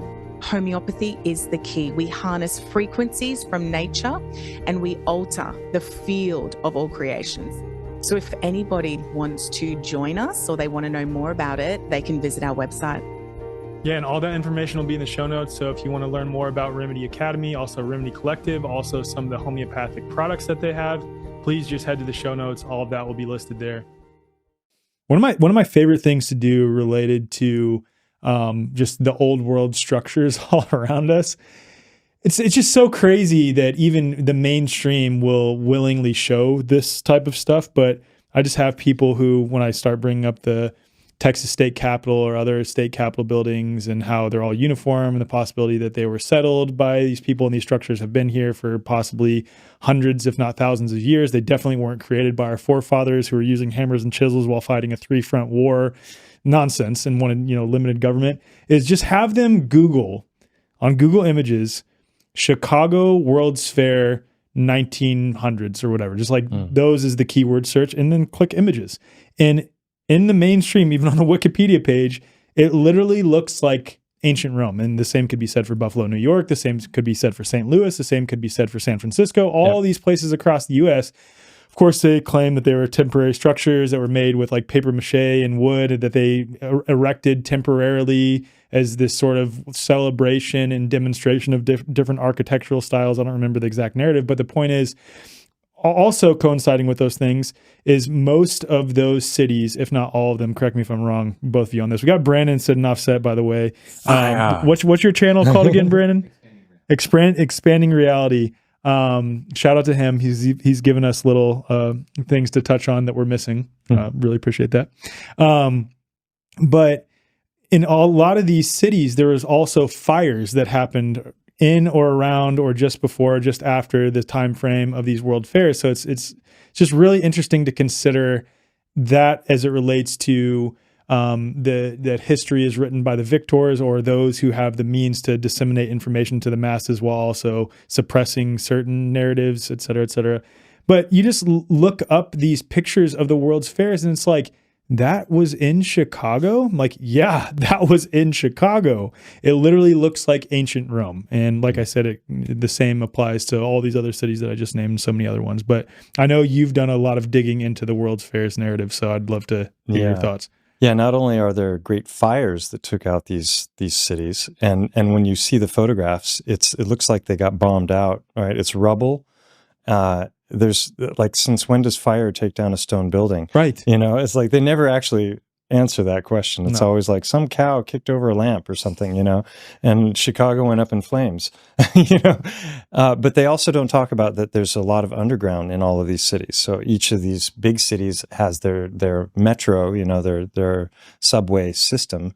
And then there's these amazing photographs of just like abandoned subway stations that look like they stepped out of the Matrix film or something, you know, where they're absolutely beautiful old world, what do you call it, Victorian era kind of stuff, you know, and there's just so much that we take for granted that's under our feet that we don't know anything about. And when it comes to the World's Fairs and being like Rome, I lived 2 years in Rome, so I have a real like intimate knowledge of Rome and have been inside and up to the top of so many of the buildings. And so I know how grand scale St. Peter's Cathedral is, for example. I've been inside of it many times. I've been up to the top many times. And if you pull up the World's Fair, you know, in Chicago and many others, you've got a building that's on par with that is supposedly made out of wood and plaster and painted white just to, you know, pay homage to the Greek civilization and that you know, the Roman Empire and all that. And so my question is, if they were capable of making a structure that big out of wood, why, and in such a short amount of time, we're talking about 2 years, they supposedly built 200 structures in Chicago, you know, and it's just like the narratives are hilarious when you really start to look at them with a critical eye. Most people never do because it's just there in the past and it's like, oh, they look at the pretty pictures and they move on, but they don't go, really? Did that really go down the way they said, you know? But I lived in Rome and I saw these buildings, and to build something that big out of wood, there's no way you would burn it down. You would keep it if it was structurally sound enough to, I mean, some of these old photographs, they show people at the top of the domes. So they weren't just strong enough to stand. They were strong enough to hold people in a safe manner, right?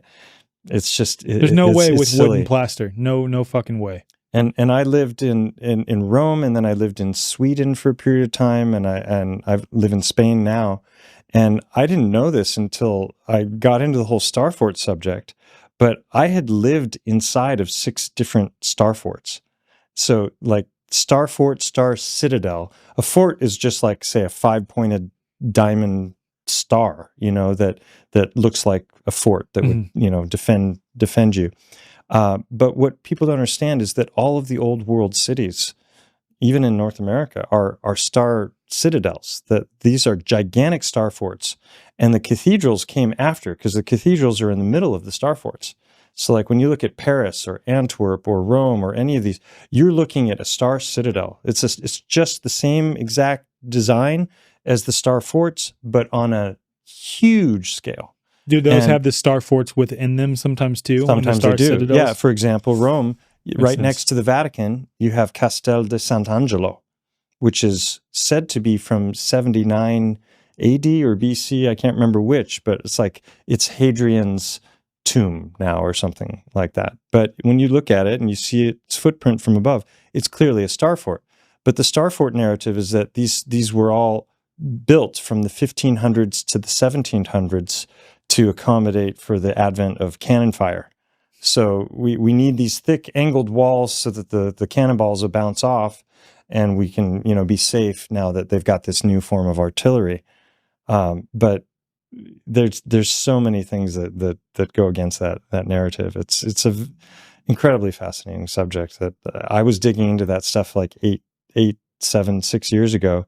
And now there's lots of channels that are covering this stuff and covering it way better than my buddies and I were doing. We were just like, what the heck is going on? And then when you get into the World's Fairs, you get into all kinds of other weird subjects like asylums, the orphanages, the orphan trains, baby incubators, Cabbage Patch Kids. Like, there are all these different bizarre, anomalous subtopics that all link into these. And it starts to look like what they were really doing was they were destroying the old world. They were bringing in and educating a whole bunch of people into a new historical narrative. They were re-releasing sequestered technology.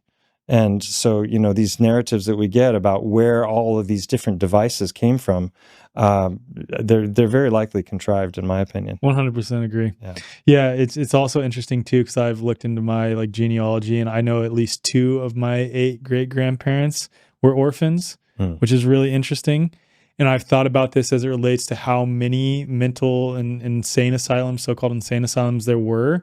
And the possibility. These are buildings that would cost us over $1 billion to make today. And they're just doing, we're going to do a 100-room asylum up on the hill and make it look like a castle out of stone for a bunch of, crazy people. Right. It's like, where's that money coming from and why? Yeah. And why is it, how much is a postage stamp? Right. What does it cost to mail a letter? And how big are the post offices around this nation? Oh, dude, it's insane. It's insane. And have you thought about the possibility that the insane asylums were actually used as so-called insane asylums? They're for people like us. That's what I was just about to say. That's what I think, man. I think to some degree, narrative-resistant troublemakers. That's what I'm saying. I think to some degree, it's that they took the people who were like, no, this is not the history. You guys are they'll wrong. put us all together and we'll have a great time.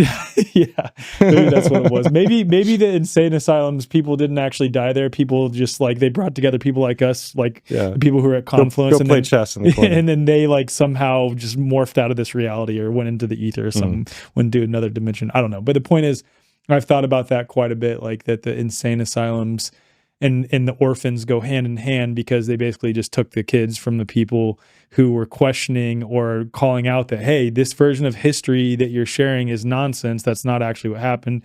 Put all of them in one place, put them on God knows what, did lobotomies on them, and then took their children.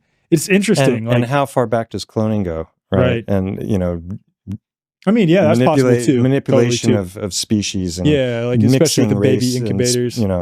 There's a lot to suggest that they might have just been, after the cataclysm, they had a whole bunch of, how many kids are going missing right now? That's a big thing. You search just the official numbers will blow your mind on how many kids go missing every year. Maybe they're just holding them to let them out after the next reset or something. It's fascinating to contemplate this stuff, but it's also really dark, because we're talking about major cataclysm. We're talking about destruction that's hard to wrap your head around. Yeah, and there's a piece of me that I don't want to say I don't want to believe it, but I don't want to. It's all speculative, right? Because we don't know with certainty what did occur, and there's a piece of me that's how much of this is feeding the idea that there are evil, essentially omnipotent, incredibly powerful dark beings that have total control over this realm. And I just don't believe that based on my own experience, right? I'm not saying that my own experience is objectively true. Disoblige and create. Disoblige and create. That's the motto. That's Brandon's motto. I like it. Disoblige and create. Yeah, I really like that, Brandon. That's good. So there's a piece of me that's these things might have happened. That's not to say that there isn't evil things that happen in the world. There are, and there is. It's just my mind goes to that these cataclysmic events could be a combination of the ether becoming so frenetic with tumultuous happenings amongst mankind, or it could have been like a purposeful thing that God, if you want to call it that, initiated for a good reason, that then bad actors swooped in and then like claimed various things about what occurred that are completely different, and also disseminated possible controlled narratives about the founding fathers. Yeah. What did they find? Maybe they found the remains of the Right, the old right. world, Yeah, what was left of it. That's what I think. You're Yeah. talking about off camera, like even the narrative. Okay, it brings into question if there were these structures that existed across North America that were literally found by the founding fathers. How does that make sense of Native Americans and indigenous nomadic cultures that existed across the U.S., these various Native American tribes? And it still could make sense. Like we have modern examples of that, where Brazil, living adjacent to modern, so-called modern people in Brazil, there are many indigenous tribes that are existing literally right adjacent to them. And the possibility that a lot of the Native Americans that did survive, that weren't killed off, right, by the so-called founding fathers, were like, hey, we will keep you alive as long as you share and accept this version of what occurred. It's pretty simple. There are firsthand accounts of the Native Americans saying that we didn't build these structures; they existed before we were here, and that includes the mounds. The mound builders, and they talk about how there was a previous race that existed before them. And I think this ties into the whole giant narrative, where you've got the six-fingered, red-haired beings who may be the ones that built what we call Tartaria. But the Native Americans are, in many cases are actually saying this isn't from us, and then you've got lots of tales in the indigenous societies of Cataclysm. They talk about the red star Kachina and the blue star Kachina. They talk about petrification as well. So I think there's a whole lot that's been preserved. We were talking about the Bible before. The Bible mentions the book of Enoch. The book of Enoch predates the Bible and describes a time where the angels went to work at the great trees to bring them down in preparation for the flood that God was going to send to cleanse the corrupted realm. So why did he cut down the trees if they were his creation? Because he didn't want the corrupted beings to be able to climb the trees to escape the floodwaters. Wild. Right? That's So, wild. and then there was some other aspect of it. And it also gives, it talks about Titans, and it talks about these great eras, and it gives a dimension to a Titan. It says that a Titan was 3,000 L's, and apparently an L, if you have 3,000 of them, you have roughly 1 mile. So the book is literally talking about beings that were a mile tall, which is on par with my That's research. a great segue, actually, dude, because we haven't talked about the Titans yet, so I wanted to explore Right. that next. Yeah. So these are the kinds of things that were all bouncing around in my mind as I was exploring all these different threads that we've been talking about. And in the town that I live in Spain, there's a mountain that's roughly 3 miles long and about 1 mile tall. And it's known affectionately as the elephant because it looks a whole lot like a sleeping elephant, like an elephant laying on its stomach with its head tilted back. And there's like even the sloping down and a plateau right where the head would meet the trunk. And there's a cave right where the eye socket would be. It's in the exact location that it should be. And it's not just a random cave. It's actually shaped like an eye socket, including what we would call the eyebrow ridge. Elephants don't have eyebrows, but there's this bony protuberance here that sticks out. And as I was coming across these different ideas, at one point, I'm just like, wait a minute. What if that mountain was actually a petrified Titan? And I knew that it was an absurd idea to contemplate as I started to. And I never dreamed where that line of inquiry would take me. Like, be careful of your what if questions. Yeah. Because they might change your life forever and change your perspectives forever. Someone once commented on my channel that my videos are more powerful than psychedelics because they don't wear off.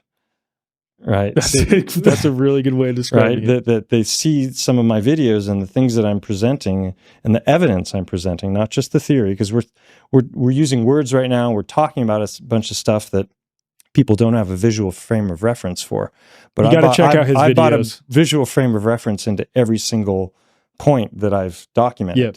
And That's like the whole premise of your channel. And that's like why. that's how it began. It Yeah. began with this crazy what if question. And the first night that I entertained the idea, I got on Google Earth, and it's a tourist town, so the resolution on Google Earth is very good. So I was able to get and look at the mountain and tilt and look around from 360 degrees. I already knew the mountain really well because I'd been hiking it for like 7-8 years before I started this inquiry. And already from like an hour or two of just looking on Google Earth, I had documented like 10 different anatomical features. And I like games of chance and rolling the dice, and I know how to calculate odds on things and when something is far-fetched, or like the odds of something being incredibly small. So if you have a very specific list of anatomical attributes of a creature, and then you have a mountain that is matching those attributes 1-to-1, how many of those attributes do you need to find before you have to step back and take a pause and go, is this a possibility? Right? And then how many do you need before it becomes a plausibility? Mhm. And then how many before it's just a fact or it's an inevitability? Mhm. And so everyone has different answers to those questions. But already 10 is a lot, because we were talking about pareidolia before. We were talking about looking at mountains from a distance, and that shape of the mountain range looks like a face and a nose sticking up, and maybe there's like a hint of an eye or something. Well, that's all well and good, but is that hint of an eye because the shadows are hitting at just the right angle? Are you incorporating the foliage into your vision of what's happening? And some mountains are just completely covered in foliage, so you can't really make out what they are. This one wasn't, so I was able to see the detail of the mountain itself. But those are all things that you have to take into consideration when you're going to embark on something like that. And so the more specific they are, the less likely it is to be pareidolia, in my mind. Yeah. And then eventually you get to a point where the list is absurd. And I've got a six-part series on my channel called Unveiling a Titan. And the first part is just an overview of the idea. So people can skip that one really, because it's kind of how the whole thing began. And there's a lot of images in there I wouldn't include. Like there's a whole bunch of elephant stone structures that look like elephants around the world. And some of those photographs have, layers going through every single part of the stone. So to me, that's pareidolia. That's something, there's no reason an elephant would just petrify in a bunch of, lines. Yeah. Right. Yeah. So there's a lot of examples of things that look like something that really aren't. And I have some of those examples in that first video. But the second video is all about the eye. The third video is all about the ear. The fourth video is all about the tissues of the mountain. Like if it wasn't a vertebrate and it had bone, its bone, I would assume, is similar to our bone. Right. And what are our bone? What does our bone look like? Well, we have compact bone. We have trabecular bone. Trabecular bone looks like Swiss cheese. It's in the middle of the bone. It's where blood is formed. It's where the plasma is created. And it looks like Swiss cheese, and it's fractal. If you look at it under a microscope, it just keeps going in and in and in. And you've got these channels going in, and those channels bifurcate into smaller and smaller channels going off in different directions. And this mountain has all of that. It's like Wild. crazy how it lined up with bone, with the components of bone, with red blood, with the iron that's in the hemoglobin, with the plasma. If you centrifuge blood and you separate the red from the yellow, the blood plasma is 55% of blood roughly. If you remove all the water from that, what you're left with are long-chain fatty acids, which is like a yellow. If it was an oil, it would be yellow oil like salmon or egg or fish oil or almond oil. These are long-chain fatty acids. And in my theories, those petrify to quartz. So all over the mountain, you have 4 components. You have limestone, which even mainstream geology tells us is made of bone. We can get back to that in a second. But you also have red earth, iron ore, and quartz crystal just riddled across the mountain and also inside the mountain. And yeah, so the mainstream narrative on limestone is, again, sedimentary layering, hundreds of millions of years of compression. But what they're telling us is that the limestone is formed from broken fragments of skeletal tissue, of coral, mollusk, and shellfish, and that all of that is being compressed into a binder, and it's solidifying into what we call a limestone layer. And that kind of limestone does exist. Coral Castle in Florida, which is famous for, some guy apparently levitated multi-ton blocks in order to create this castle. That's made of a type of limestone known as coquina, which is this compressed skeleton, shellfish, mollusk, all that kind of stuff. And you can literally see it with the naked eye. And it just looks like a cement or something with all these things embedded into it. And I was mocked by a geologist at one point on the channel after I'd put out maybe half a dozen videos.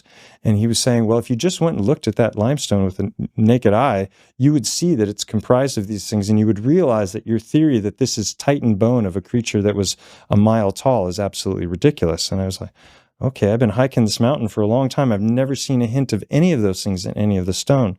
So I went out and I got a microscope, first a 60x, and then eventually I found a Wi-Fi microscope for like $50 online that works with your phone, and it was 1000x. And so I took it out and I was like, okay, this is a big moment. I'm filming it because if I can find any trace of any of these things, it's going to debunk my theories about this being a Titan, because there's no reason a Titan's bones would be comprised of broken fragments of smaller creatures. It would take those creatures, if it was eating them, and it would assimilate them and create its own tissue. And so the interesting thing is I found no hint of any of those things in the limestone. So what we have is this fractal looking Swiss cheese bone.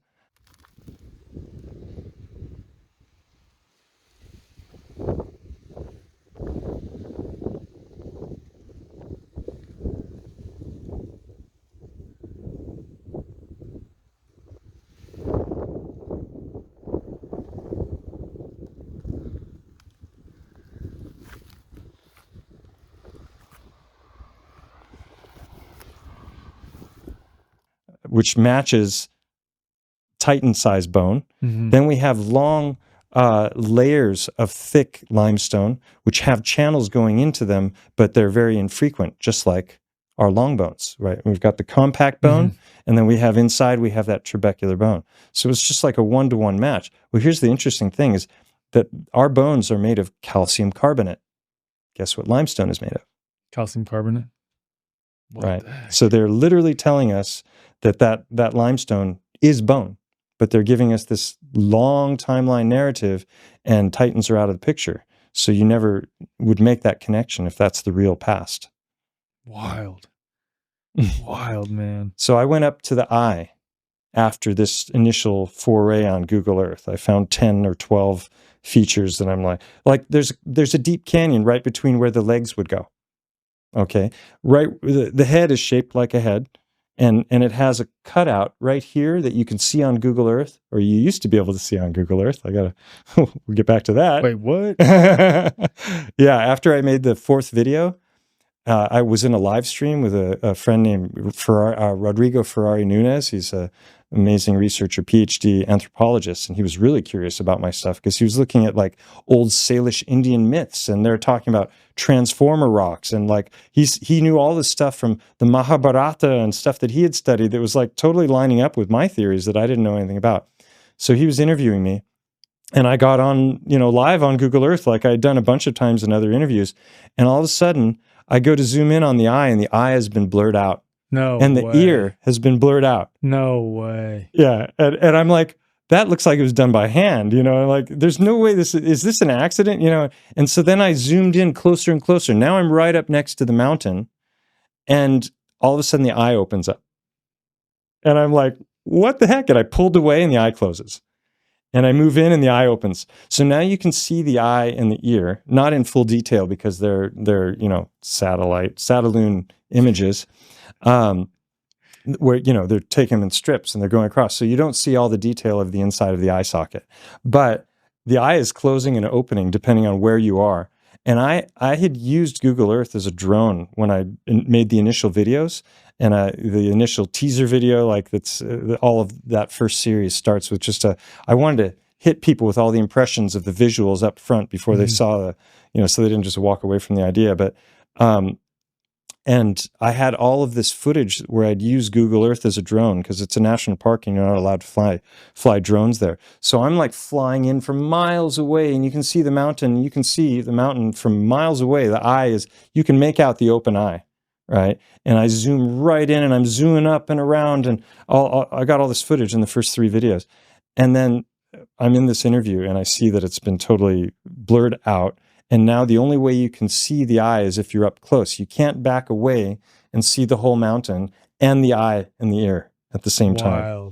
But there's a quarter moon shaped discoloration right where the ear would be. So you've got the head where the head meets the shoulders, it curves in like on us and on elephants. On both sides? And it curves in on both sides. Wow. And it's got a big canyon going between the legs, and then the eye socket, and then the ear, which I knew nothing about. I hypothesized that if the eye is so well preserved, then there must be an ear. I'll come back to that in a second. But in the eye socket, so this is me like going off the deep end with a bunch of harebrained ideas, and then I'm just like, whoa, back off, whoa, horsey, this is a little too out there, I'm just gonna approach this in a more methodical fashion. And so, being a chiropractor, I've studied a lot of anatomy and a lot of histology, which is the study of tissue, and so I remembered from my schooling that even though the morphology of skulls can change shape dramatically based on species, like a bear,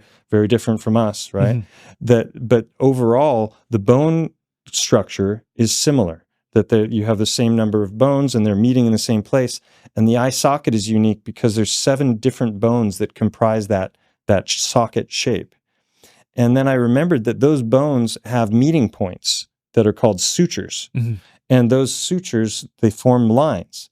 And then sometimes those lines are broader because you have fissures, which is where our optic nerve goes, for example, the optic fissure. And then you have the muscles that are moving the eye that anchor into the back of the eye socket as well. So I'm like, that's a whole lot of specificity and detail. And I'd already been up at the cave numerous times and had pondered the idea that maybe there was something to this, or pondered the geological narratives of how it formed, because this mountain is just sitting alone. It's not part of some larger mountain chain. It's just up, right? And then there's this cave at 375 meters that looks like an eye socket. And how did that form? Like water erosion, or, what's going on there? Tectonic activity? No, and it has a very biological look to it. And I have lots of footage from inside and all kinds of different angles. I did a live stream called Live from the Eye of Montgo, where I just filmed it all and answered questions and stuff. But so I had a laundry list of things that I would expect to find if there was any truth to the idea. And I went up to the cave a few days later with that list, and I'm just going to document it and see what I find. I found like another 10 specific anatomical correlations.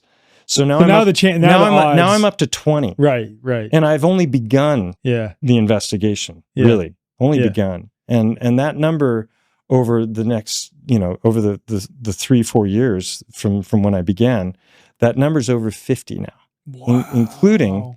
Including Google Earth changing its algorithms. Yeah, that's pretty wild, man. Right? Holy shit. And then the ear thing was when it got full-blown Twilight Zone for me, because it was already really weird, and I was finding all this stuff, and I'm like, there's no way this can really be happening. And I'd seen this coloration on the mountain right where an ear would have attached. Like if you tore an ear off, that's what you would expect to see, right? Yep. And so I started looking for the road to find the canyon so I could hike up as close as I could, because it's like a sheer face up there. You need climbing gear to get up and into these, not to the eye socket. That's an easier walk. But when I did that, I found the name of the barranca is Barranc del Migdia, which means the barranca of midday. So the midday canyon. And then on the Google search, down below, it said Cova del Migdia. And cova is the Valenciano word for cave. Cueva, cova. And I said, Cova del Migdia, there's a cave there. And I was like, what? And so I started looking into it. I click on the link, and it was a team of archaeologists and geologists that had gone up to this cave that I didn't know existed and had done a full excavation of the cave. And they didn't just excavate it. At the time that they did this, it was the most thorough excavation of a cave that had ever been done in Europe. Wow. They went in with 3D mapping. They went in with 3D photography. They're in there excavating skeletons that were like somehow those people climbed up and died in that cave. And there were cave paintings. And those cave paintings were depicting a few things that were really interesting. One was a 4-legged creature with horns, and the other was deluge and creatures falling out of the sky. And it totally looks like giant creature, cataclysm. That's what the cave paintings are showing. That's wild. And I didn't know about any of this. And then I saw the 3D mapping that they did. And if you go to any one of the Unveiling of Titan videos, in the beginning, I have this little teaser opener, 30-second video. You'll see that footage. And it looks a hell of a lot like an ear canal. Oh, that's wild, and then they got better footage than I ever could have gotten myself. I've never been up in that particular cave because I think it's protected and you need gear to get up there. But the 3D fly through and 3D mapping of the inside of the cave, they did all my work for me. So I'm starting to look at it like, okay, what's the anatomy of the ear canal? What's the anatomy of the cochlea? There's this one clip where the guy is going around what looks to be like a curved, almost spiral looking portion of the cave. Like, is he in the cochlea there? I don't know. Wow, man.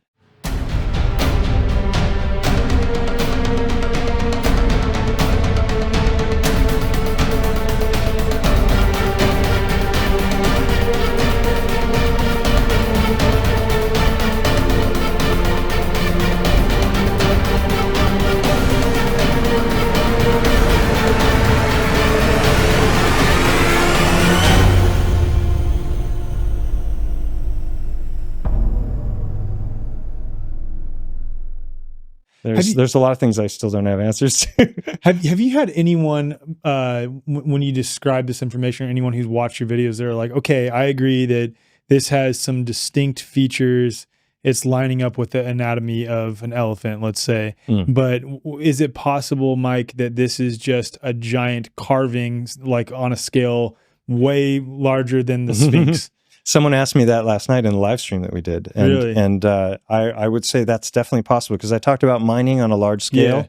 And there are examples of different sculptures that have been formed just with the hoses, like when they use powerful water to destroy the side of a mountain or something. And so you could conceivably just like, okay, there's an eye, and you're just... But the detail inside, though, that's the thing. Well, as if the ear and the eye, and there's one very specific anomaly or correlation, not anomaly, where we have a hole below our eye that's right here. It's called the infraorbital foramen. It's directly below our eye. In elephants, it's here, right? And if this elephant were to be on its stomach with the head forward, which is what it appears, that would come in front of the eye socket. And I could already see on Google Earth that you had the eye socket, and then there was another cave that was going off perpendicularly from the main cave. And I'm like, what? I saw that from Google Earth, and that was like, okay, I need to start to make a list.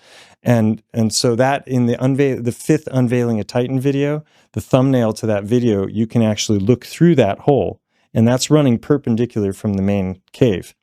Then a friend of mine said, oh, did you know there's a deeper cave up there? I'm like, what? He's like, yeah, it's kind of scary to go into. Because you got to crawl through on either your butt or on your stomach, and it's like a 15-foot, like 5-meter distance that you have to go through, and it's very, very tight quarters. But it opens up into another cave behind, and I'm like, really? So we went up, and he showed me how to get in and where the entrance was, and you go in, and then you like let yourself down on rope, and you're in a cavern that's pretty big, and that cavern is exactly behind and below the eye where our sinuses would be. Wow. Right. So you've got the infraorbital foramen. You have, if you look at the structure of an eye socket, and in the second video, I go into great detail. I've got 3D anatomy of eye sockets, 3D anatomy of an elephant skeleton, of the skull, where it's not 3D, but it's a HT footage where they're going around. So you can see it from all the different angles. And the fissure for the optic nerve, there's a section of the eye socket where it goes down at angles like this. And that cave has those entries at an angle going down all the way around behind this cresting structure that looks like a wave that's coming up and is about to crash, which is exactly where an eye would have been. So there's this whole structure that's sticking up. So there's that back portion of the cave. But for me, the coup de grace was, I was up there after, I don't know, I've been looking at this stuff for a couple of years, and a friend of mine, Andreas Exertus, and another guy named Victor Bouguet, I took them up to the cave just to show them what I'd already found. And while we were up there, one of them noticed that the whole backside of this structure was covered in a 10-inch thick layer of quartz. Whoa. And I had never noticed it because it was so dirty.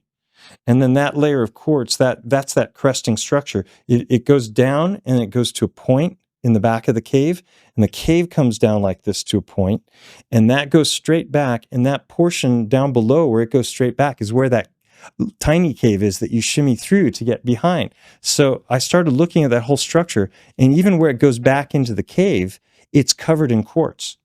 And already I had theories in my theories of biogeology that anything, just like sap in the tree will petrify to quartz, my theories early on were that anything that was originally fat will petrify to quartz. So ligament, tendon, the sac that surrounds the heart, the discs, the eye, the sclera of the eye is all fat, right? And so, and in fact, if you remove an eye, the whole back side of it is this chunky, yellow, fatty substance that anchors into the eye socket.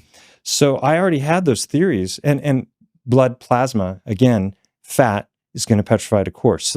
So quartz is littered all over the mountain, all throughout the mountain, but not just like laying there. Like the whole backside of the structure was a very, very ordered layer of quartz, which is exactly what I would have expected for a petrified sclera.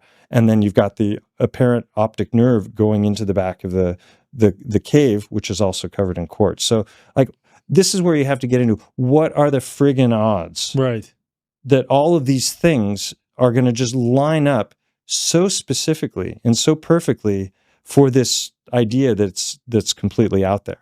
You know, when people, when skeptics come along and watch your video series, what did they say? What are like the typical claims that they make, and what ways do you have to sort of debunk what they're saying? Well, David Weiss, you've had him on, right? Yeah. By the fourth video, he told me he hated me. Yeah. Because now I can't even trust a friggin' rock. That's fair. You know, that's totally fair. And then I when we were at Anarchapulco, I led with I did a presentation on just the trees because I only had 45 minutes and there's way too much to cover. Yeah. So I stuck to the trees, and there was a quote that he had in one of my videos that I added to the first page of the presentation, which is, when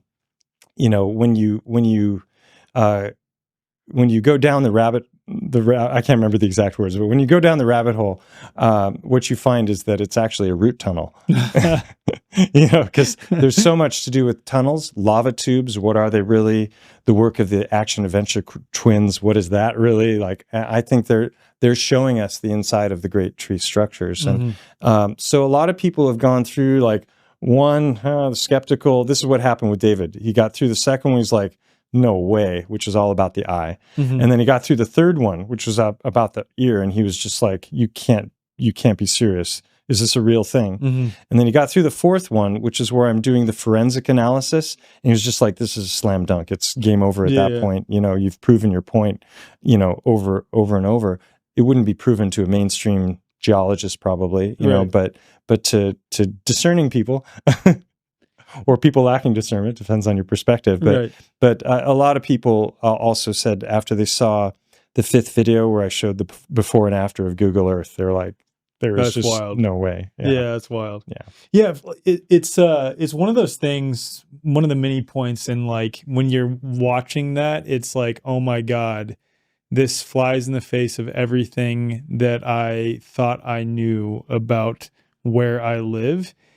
With yours, though, I would say similar to questioning the shape of the earth, and maybe even more so than questioning the shape of the earth and like the nature of this realm. Big Weiss Bang, also et cetera, once et cetera. said he thought it was more disruptive than flat Earth. That's kind of what I'm getting at Yeah. here. Is it's like the implications. Let's just take. Let's throw away everything else. Let's say there's all the like giant tree stuff is speculation, and I don't think that. But let's just say, okay, just this elephant mountain, right, is actually the remains, the petrified remains of an elephant or a pachyderm or a vertebrate. or a vertebrate. It doesn't have to. I'm not married to the idea that it was an elephant. But okay, but Yeah. it's still the remains of a freaking creature. giant. Like, how big is the eye socket? I don't know. It's anatomically proportional. Yeah, but like, if you when you're, I don't know. I'm From saying one like, side to the other, estimate. I don't know, maybe 75 yards or something. Okay, that's my point. Just even 50, I don't know. Throwing away like all the other stuff. If just even that is truly the remains of a petrified creature, that calls into question so much about history. Everything we know about reality. That's my point, dude. That's why it's like, because if you come to the conclusion that, okay, this is super fucking compelling, it calls into question everything. It literally calls into question everything about like history, animals, like zoology, geology, every bit of it. So like I said, be careful about your what ifs, because you never know where they're going to lead That's you what to. I'm getting at. It's like, and here's the thing, like I might sound like I'm really pushing for this idea and I believe this with, I actually, I am more confident of the evidence in favor of the great trees than I am of my own research when it comes to the mountain. There might be something someone comes up with at some point and go, well, what about this? And then you got to throw everything out. Hasn't happened yet. And I've had geologists that have chimed in on my channel and they've been like, I find this stuff very compelling. And then what's really fun is when I get like doctors or nurses or people who've been in surgery that know anatomy that have, and this gets into the Heartstone stuff, that have seen my videos and they're just like, this is self-evident to me. I'm totally on board with this, and I love those kinds of comments because that's where we get in. What we should have in academia is not compartmentalization, but cross-pollination. Totally. Right. We should have, what is it called? A cross-disciplinary, sharing. Between geology and biology right here, for example. And so I see myself, someone asked me, like, what are you? You're not a geologist. What the heck are you? And I responded, well, I'm a titanologist, I guess. I just like created my own ology, because I, I didn't know what else to say. I'm not a geologist, but that doesn't mean that I don't have the ability to discern. I don't know how to read papers and see whether there might be the use of logical fallacies and this kind of things. People get hung up on the experts know things instead of realizing that you don't have to be an expert to discern and to be able to recognize logical fallacies and poor logic and that sort of thing. I've said the same thing when it comes to virology, and I totally agree. Yeah. You absolutely and it's true of all the ologies, I think. They've all been compromised. Anywhere there's power to be had, there will be corruption. And they're going to subvert things in their favor. Mm-hmm. And that can take a lot of forms, depending on which ology you're talking about and what the details are. So, okay, Heartstones. I want to talk about this Heartstones, now. Yeah. So after looking at the mountain and just going, what the heck is this place? And how, how did this form? And what is stone really? I already had like that idea of paramineralization, that things could petrify. So it's only just the idea that it could happen a lot faster and that maybe things were a lot bigger than we realize.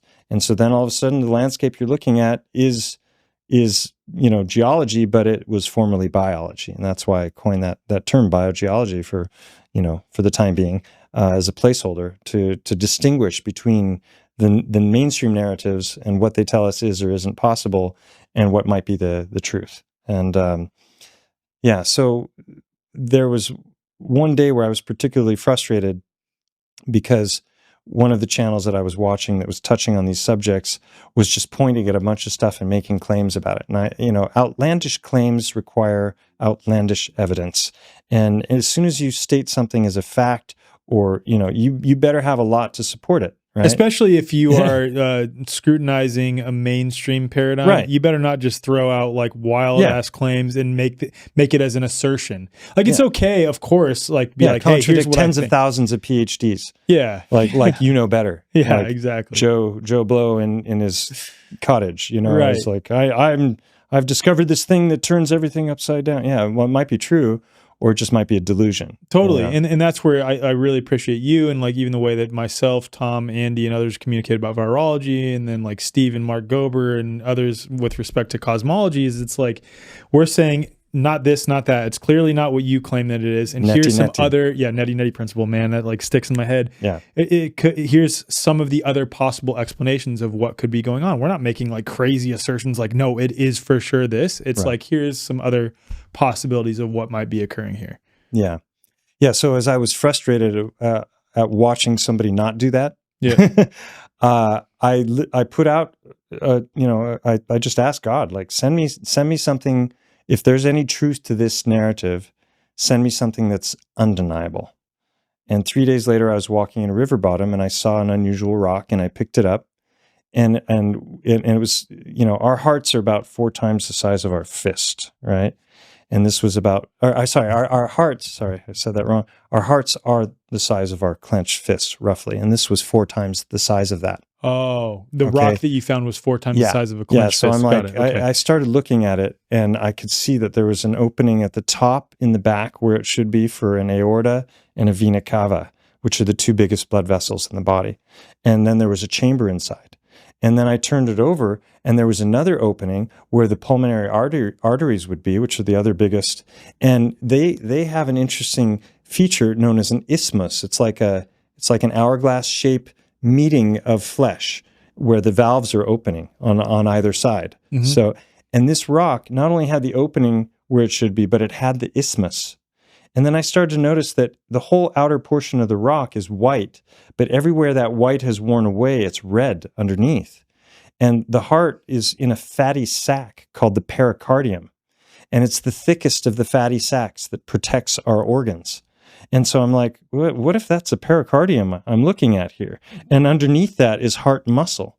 And here's the blood vessel openings. And then I look closer and I noticed that there was a hole that was coming out. And in the heart, you've got the 4 chambers in the mainstream model that we're told, which we can completely debunk in a moment. But you've got the right and left atriums, which are 2 small flaps that kind of exist stuck to the heart muscle. And then you have the left ventricle and the right ventricle. And the left ventricle has a thick wall and the right ventricle has a thin wall. And that's important. We'll come to that in a moment. But those, between the atriums and the ventricles, there's the coronary artery, which is usually when people have a heart attack, it's a blockage in the coronary artery. It's known as the widowmaker, right? And that coronary artery comes out right between the atrium and the ventricle on the left side, and it runs along between the 2. And usually there's a big chunk of fat at the bottom. Anyone who's gotten hearts from a butcher has seen this fat. And that line that follows is known as the coronary sulcus. So that's a very, very specific attribute. This had the hole and the sulcus and the fat below it. And then it had the openings, and then it had chambers. Later on, I got an endoscopic camera, and I went into the chambers. And they were different than you would expect from something formed by water erosion. Water would smooth things out. This was all very, very bumpy. Well, the inside of the heart muscle has what's known as trabecula. There's that word again, right? The trabecular bone. Yep. Trabecula carne, which means flesh. So it was like trabecular flesh. So that Swiss cheese shape that I was talking about in the limestone is what's on the inside of the heart muscle in our hearts. Well, if that were to petrify, what would that look like? It would look really bumpy. Yeah. And that's exactly what the inside of these chambers look like. So later on, I had them CAT scanned, and I've made loads of videos on this subject. But the first video I made was called Mud Fossils, the Heart of the Matter, because initially I thought this was a mud fossil that I was finding. And I didn't realize that its existence debunked that narrative. Because why would the heart be found outside of the body? Yeah. Petrified. That made no sense to me. And a lot of other people were asking that question, like, what was there, some sacrificial ritual or that's what I was thinking something? this whole Were they time. extracted from the body? And then, because we have the embalming procedure, Yep. which is what the Egyptians used, where they remove the organs and then they use, is it acid? I can't remember. And they basically are dissolving the bones. It's like a peat bog. They have these things called bog bodies. Have you ever heard of those? Yep. So one of the ones that's constantly referred to, I believe, was in Ireland, right, or Scotland? yeah, it's in the UK. Somewhere I'm in not the sure UK, exactly yeah. where, Yeah. but those are some of the most famous. And bodies fall in and they don't come out. And there's a very interesting thing that happens to these bodies, the bog bodies. You can do an image search. It's gruesome, but the muscle and the bone dissolve in the acid, but the organs don't dissolve. They harden. Mm-hmm. So what you end up with is a skin sac, and you can see the remains of the face and everything, filled with a bunch of pebbles that are organs and lymph nodes and all kinds of different things. And then the body itself makes stone as well in the form of kidney and gallstone. Mm-hmm. So there's a lot that could petrify inside the body. And so I didn't understand how I could be finding petrified. Well, I'm jumping ahead. I was like, okay, scientific method. If there's any truth to this thing that I found, it should be repeatable. I should be able to go find it. It should be scalable as well, because you've got all kinds of different species of different sizes. And so if petrified organs are a thing, and I don't understand how, I started to develop theories later on, but if those are a thing, then it should be repeatable and scalable. So I went out again, I made another video called Mud Fossils, the Heart of the Matter 2, and I just live pulled up a bunch of rocks from a river bottom, and I started already then to denote this reoccurring pattern. And that pattern is so highly specific, and it matches heart anatomy to a T. Wild. And it's scalable. And they change color, so it's not just one kind of stone that happens to break off of a larger structure in this manner and then roll around in a river bottom. Another thing that debunks that narrative is the limestone mountains are made of completely different stone than all the stone that are buried in the mud and are in the river bottoms. So, and there's no in-between stages. So those stones are different from the mountain. Yeah, that's completely different finds. And there's no in-between for any of that. So already I'm like, okay, is the erosion narrative, is that accurate? What are these stones? And could they be petrified organs? But that was when I started to abandon the mud fossil idea in favor of initially volcanic activity, because volcanoes, when they blow, it's intense. Mm-hmm. Like they can be up to 1,500 degrees Celsius. Mm-hmm. They can, the pyroclastic flows with ash and other stuff, they can move at the speed of sound. That's wild. So imagine 1,500 degrees with winds at the speed of sound. If anyone's ever been in a really hot sauna and blown on their arm, you can practically burn your own arm just from the temperature in a sauna, right? Now imagine that. Oh my God. I mean, yeah. So that was when I realized that, well, maybe what's happening is the outer portion of the body is somehow being destroyed. And as it's being destroyed, the organs are being preserved and hardening. And then I thought about it, like the chest and abdominal cavities, they're like pressure cookers, mm-hmm. because you've got this big, fatty, thick layer called the pleura that holds all the organs in, the intestines and the we use chest. fat to cook. So if it's fat at high temperature surrounding something. Right. Wow. And also, well, we'll get back to the crock pot analogy when it comes to bone, because I was like, where the hell are the bones? Right. But if you put bone in a crock pot, within hours, it's turning to sponge, and then it'll eventually become gelatinous. Mm-hmm. And you get this yellowy, fatty material that will, when it cools, it will harden again. Right. So the organs, this is when I came up with the boiled egg theory, because I figured that if there's no bodies and I'm finding organs all over the place, and that does not match the mainstream of geological narrative at all. Mm-hmm. Where's the rest of the body? Where are the muscles? Where are the bones?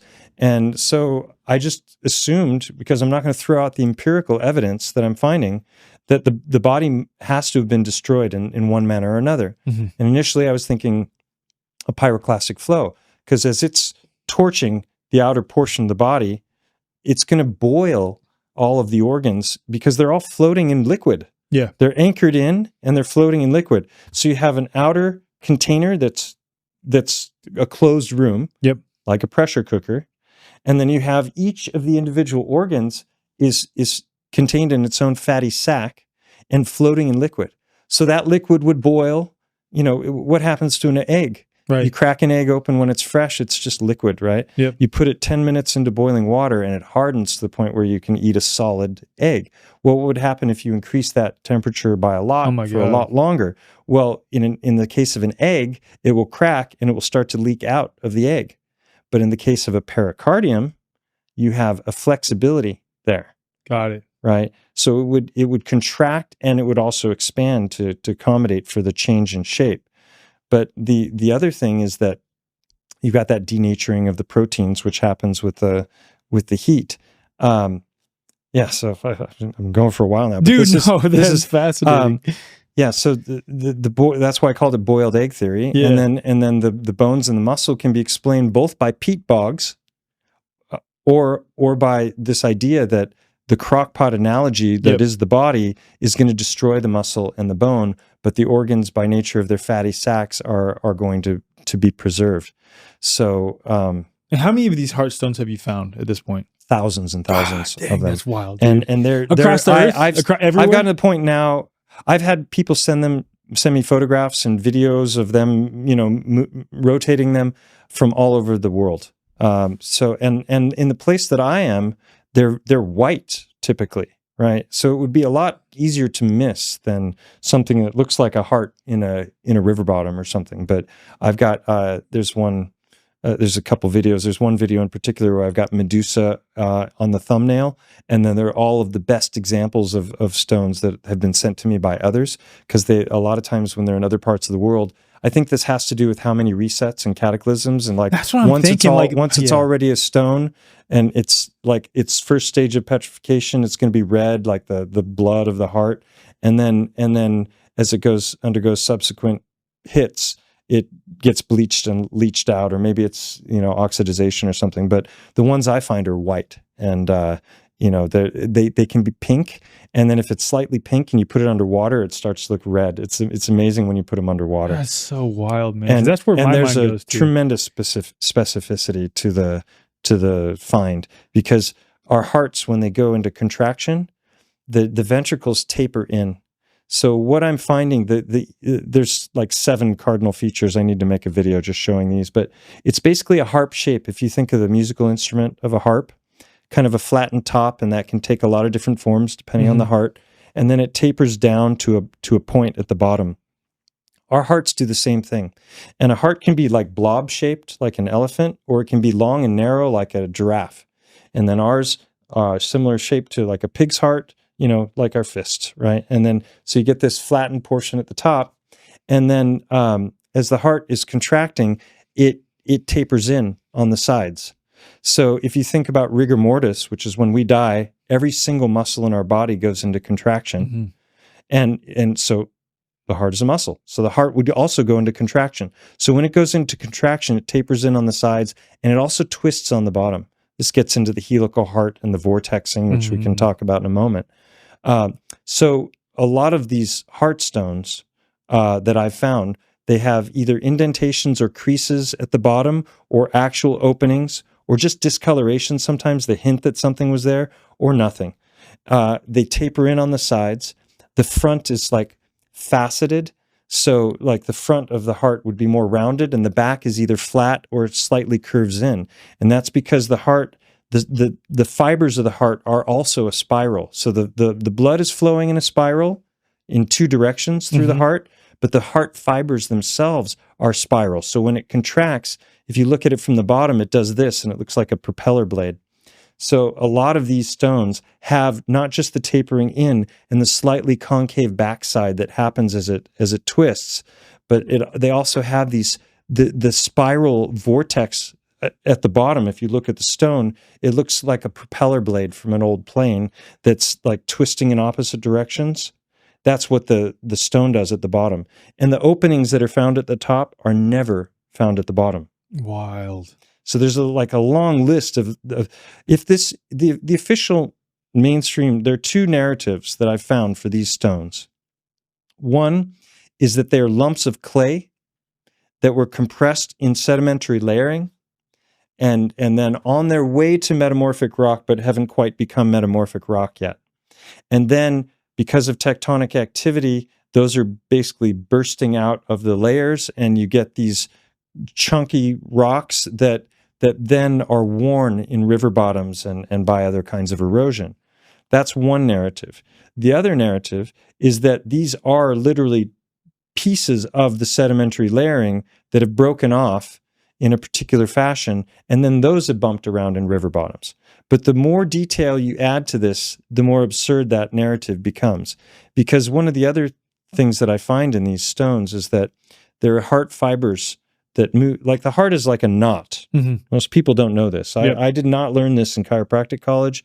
Cardiologists to this day have not learned this, that the heart is a rope.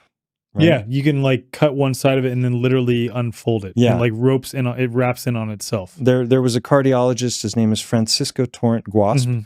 and in 1972, he cracked the nut. There was this mystery that surrounded the circulatory system of how can the heart contract and push blood to 70 trillion cells when it's viscous and it's going into ever narrowing blood vessels. How is that possible? And they've done the math. Obviously, I don't remember this off the top of my head, but the amount of force that would be required in order to do that is so much greater than the force that the heart is puts producing. up. Yeah, right. Exactly. Yeah. And then you have the passive filling of blood into the atrium. So we're told that that's aided by the valves that are in our veins. So as we contract our muscles, which doesn't make sense for a paraplegic. Right. If we contract our muscles, that contraction of the muscle is helping to push the blood up, and then the valve will keep it from backflowing, right? But apart from that one feature, how the heck does the blood get back to the heart in time to be pumped out the next time? Right. So already Guasp knew in the 60s and 70s when he was a student and studying to be a cardiologist that the mainstream narrative was idiotic. Any plumber could tell you that, right? But it's still doctrine to this day. And he dissected thousands of hearts over the course of years and years, decades. He worked out of family practice, and he was, just a GP.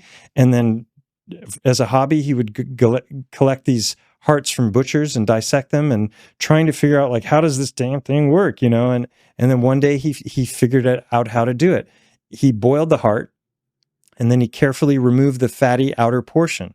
And once that was done, he could bluntly dissect the fibers of the heart by going to the sulcus lines. I talked about sulcus lines in the eye socket.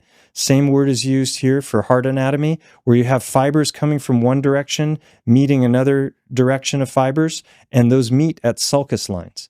Well, if you get your thumbs on those sulcus lines and pry them apart, you can start to unravel the heart. And it literally unravels on itself, And it unravels, right? And except for one little cut that needs to be made of the something trigon, that's the only time, except for removing the outer fatty layer, that a knife is needed to do this dissection. You get it like 2/3 of the way unraveled, one little clip, boom, and it unravels. And it's not just a heart. It's also like a Mobius strip, because right in the center of that structure, it does a half twist. So cool. Right? And so when I was watching this video about this guy's life, there was a moment where he's rolling the heart back up. And this is an example of what I refer to, like with the trees, of self-evident proof. You have to be paradigm blinded not to see it for what it is, right? So anyone who denies the existence of the helical heart, or the myocardioventricular band, as it's known technically, is in denial of their senses, because you can watch him open it up and you can see that is just clearly the anatomy of the heart, and roll it back up. And right there already, that's a done deal for the circulatory system. Totally. Because now we're getting into what he had already theorized, which is vortexual flow of the blood through the heart. Did you know that almost everything you were taught about the heart is wrong?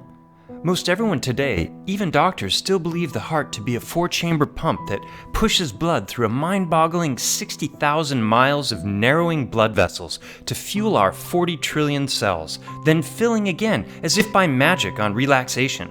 Well, that theory was thoroughly debunked by the Spanish cardiologist Francisco Torrent Guasp back in 1972. After dissecting thousands of hearts, Guasp finally discovered the heart's true structure. The heart's far more amazing than we ever knew. It's like a rope, a long tube wrapped into a knot. Instead of being pushed, the blood is pulled through the heart in two spiraling vortexes. This has been proven with CAT scans, functional MRI, and positronic emission. Look at the spiraling contraction. It changes everything we know about the heart and circulation. If you'd like to know more, check out these videos. And it was later found with functional MRI. They did positronic emission. They his theories have been proven in spades, and they're still not integrated into cardiology programs. And not only that, but you've got cardiologists who are surgeons who are cutting into the heart who don't know the true anatomy of the heart, which is astonishing. So wild, man. Yeah. And if you take into consideration Gerald Pollack's work with fourth phase water, and that our blood is largely comprised of water, and knowing how fourth phase water is able to flow with just infrared light pointing to it, it makes sense of the gaps in how the blood is moving. His stuff totally dovetails with the works of Guasp, and the understanding that the blood is probably electromagnetically being propelled through the circulatory system, and the heart is functioning more, as I learned from Topher Gardner, like a ram pump that works on back pressure, and then it like sucks through in a vacuum, you know, and so the heart is actually stopping blood flow. Yeah, which is so wild. It's the metronome. You know? It's our arc reactor. We've all got this perpetual motion device, which is like a singularity inside of our bodies. That's the most fantastic thing ever. And we're taught that it's just this 4-chamber pump that's pushing blood out, and it's so wrong. What I love considering too is how like so many different cultures and traditions talk about the heart being the seat of the soul. And if you talk about like a vortexing motion, especially as it relates to Taurus, right, that the blood is being infused with the essence of us, of our true selves, as the blood is vortexing through the heart. Because if it's the seat of our gets soul, into the work of Steiner also, dude, I know the it's etherization so cool. of the blood, and he said that one of the most important things a person could understand in order to grow up was that the heart is not a pump. Yeah. That was something so cool. Steiner said years and years ago. And this ties into like the works of Victor Schauberger and vortexes. And I got to go to the water conference in Portugal, and I met Jerry Pollack there. And it was incredible research that's being done about how light is actually causing the blood to be propelled through the capillaries.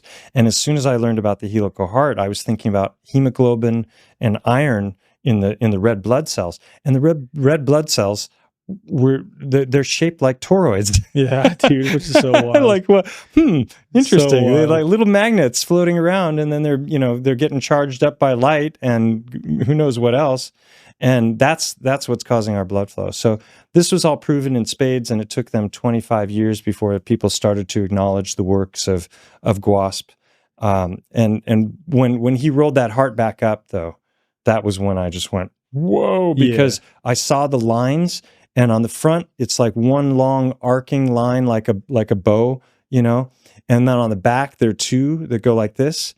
And I was like, I have heart stones that have those lines. And I had never thought about it. I just thought they were creases where the heart got bunched up as it was petrifying or something. I didn't know. Yeah. And I ran to my collection, and I start pulling them up, and it's like the aorta vena cava, the tapering in, the twist at the bottom, and then the sulcus lines. That was just like the ultimate. I could not believe it. And but it gets, I talked about synchronicity and how that's followed me throughout this entire work, like the craziness of the ear. Like, what are the odds of that there just happens to be a cave right there in the mountain, and it happens to be the most thoroughly excavated cave in history. It looks like an ear canal. The odds are pretty slim on that. But when I was watching this documentary about Guasp's life, at the end of the documentary, it had his location, and it said Denia, Spain. And I'm like, Denia, that's the next town over from me, and there's something between me and that town, and that something is Montgo, the mountain. Wow. And so then I found out that there was a foundation, commemorating the work of Guasp, and I looked it up, and it was the foundation is out of his home, And so I called it up one day, and his wife answered the phone. And I was like, oh my God, I'm speaking to, the wife of Gwasp. And she was a sweet lady. And I had some questions for her she couldn't answer. So she put me in touch with her son, who was also named, Paco Gwasp for short, but he was junior. So all of a sudden I was speaking to Paco Torrent Gwasp. Wow. It was like totally unexpected. So I made a video about that called Meeting a Titan or something like that. Wild. But Synchronicity so is this wild. man lived and worked his entire career in a family practice, dissecting all these hearts, thousands of hearts for years and years, made this incredible discovery about the human heart. And he was living on the foothills of Montgo. That's so wild, man. It's so crazy how that I all get goosebumps every single time I Yeah. tell that story without fail. That's wild. It's just it's Can't mind-boggling. make it up. Yeah, you literally can't make it up. Oh, and beside the mountain is a river Uh-huh. called Gata de Gorgos. And it's named after the Gorgos, which were 3 sisters in Greek mythology, one of whom was What? Medusa. No way. Wow. And what do we know about Medusa? Yeah. The snake tendril and then the eyes. And what does it do on sight? Petrifies. Instant petrification. The name of the river beside the elephant is named after the goddess of petrification. Oh my God, that is wild.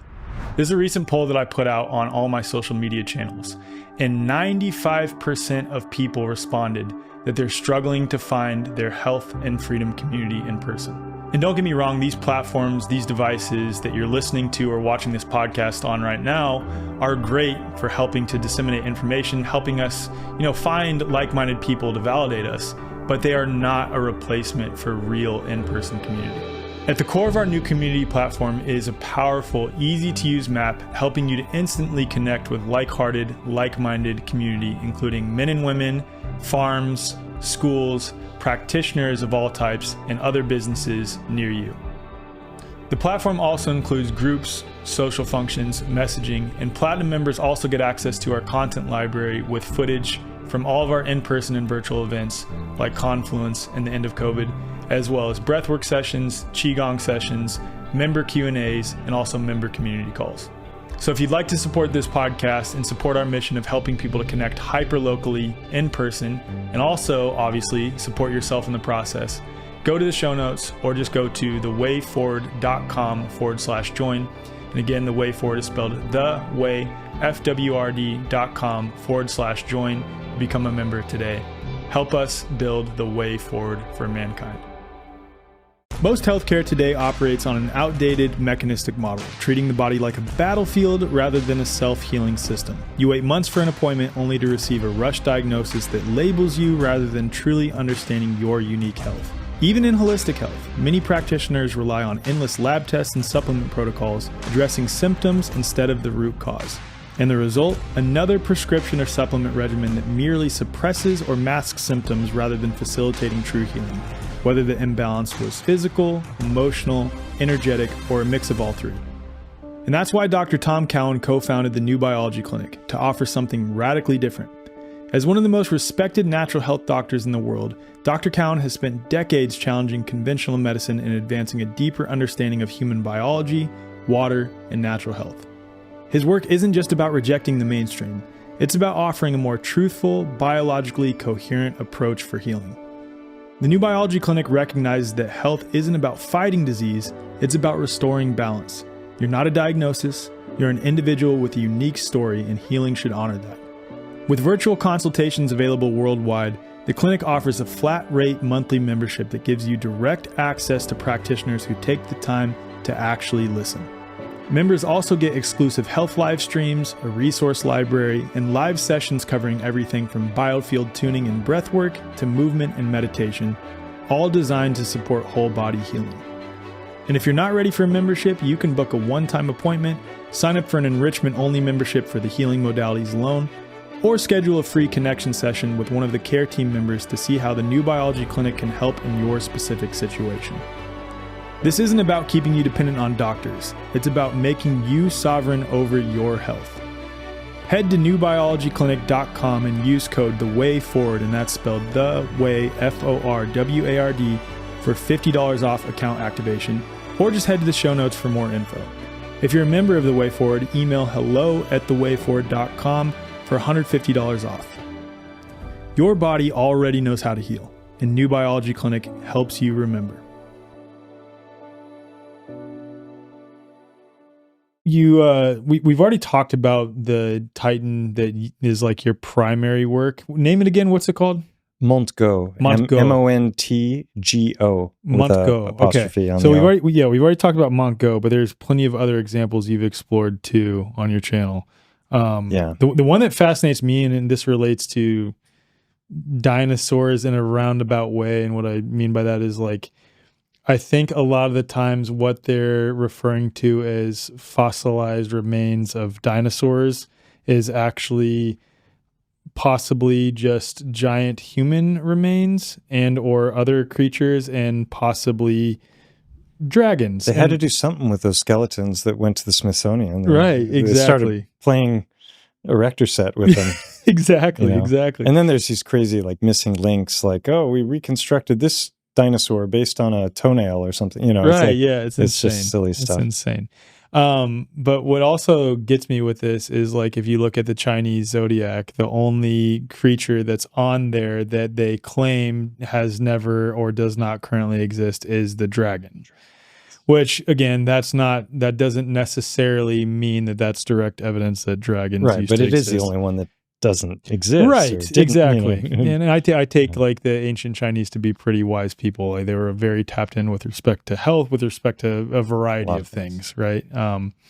But yeah, any work that you've done uncovering the possibility of Titan dragons would be... I think there's far more, it's far more likely that dragons existed than dinosaurs. Yeah, agree.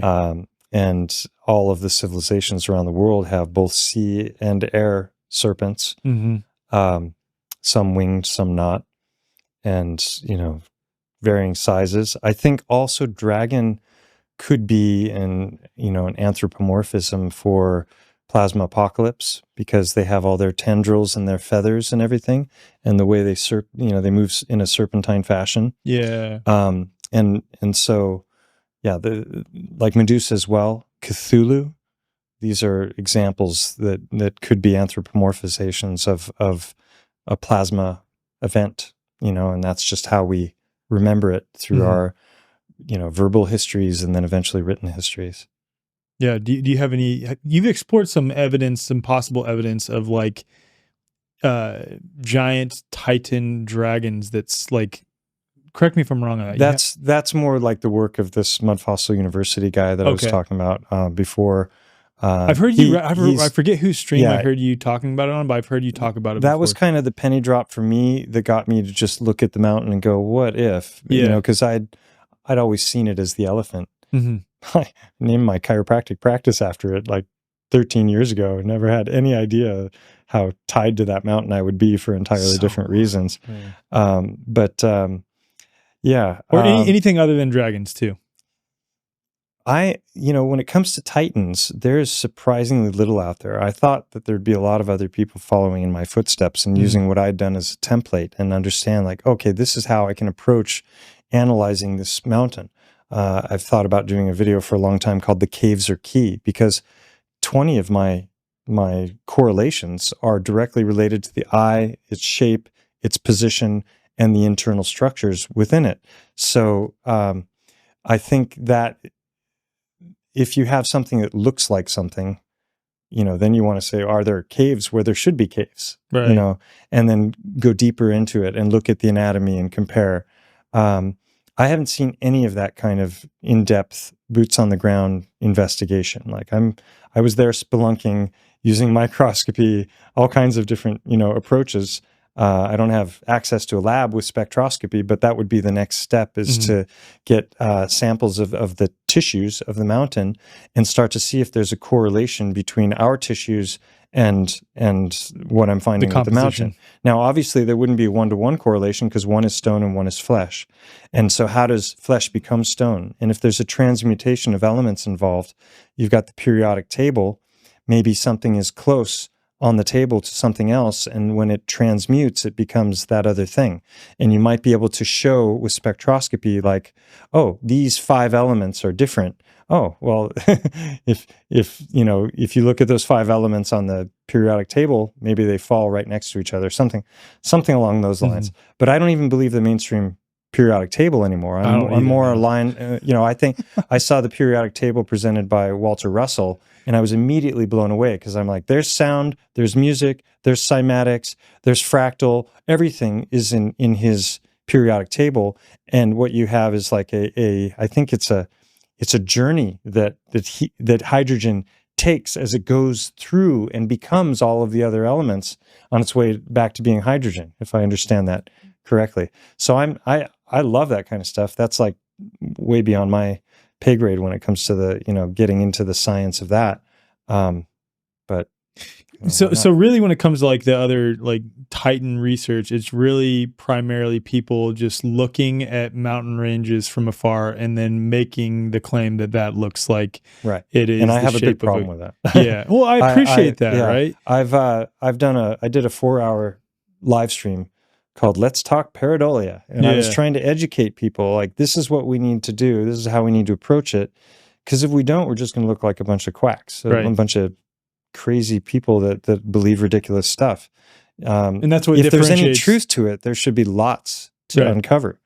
And if there isn't, there shouldn't be. And as I found with my stuff, there's lots. And I have other candidates that could be Titans, but they're lacking caves that I can explore where I can go, oh, look, here again, I have found some other caves that have interesting features, but there isn't like a larger overall creature that I can point to and go, see, look at all the connections. And I wonder if many of those examples that people refer to that they've not adequately explored on the ground, like using microscopes and things like this, as you have, are better explained as possibly artifacts of ancient megalithic carvings or things like this. And that gets back to when you were talking about mining and I was describing the hoses, that's also possible. And that's what somebody last night in the live stream was asking me about. And my answer to that when it came to Montgo is there's far too many anatomical looking specificities, especially internally, especially with the eye and especially internal.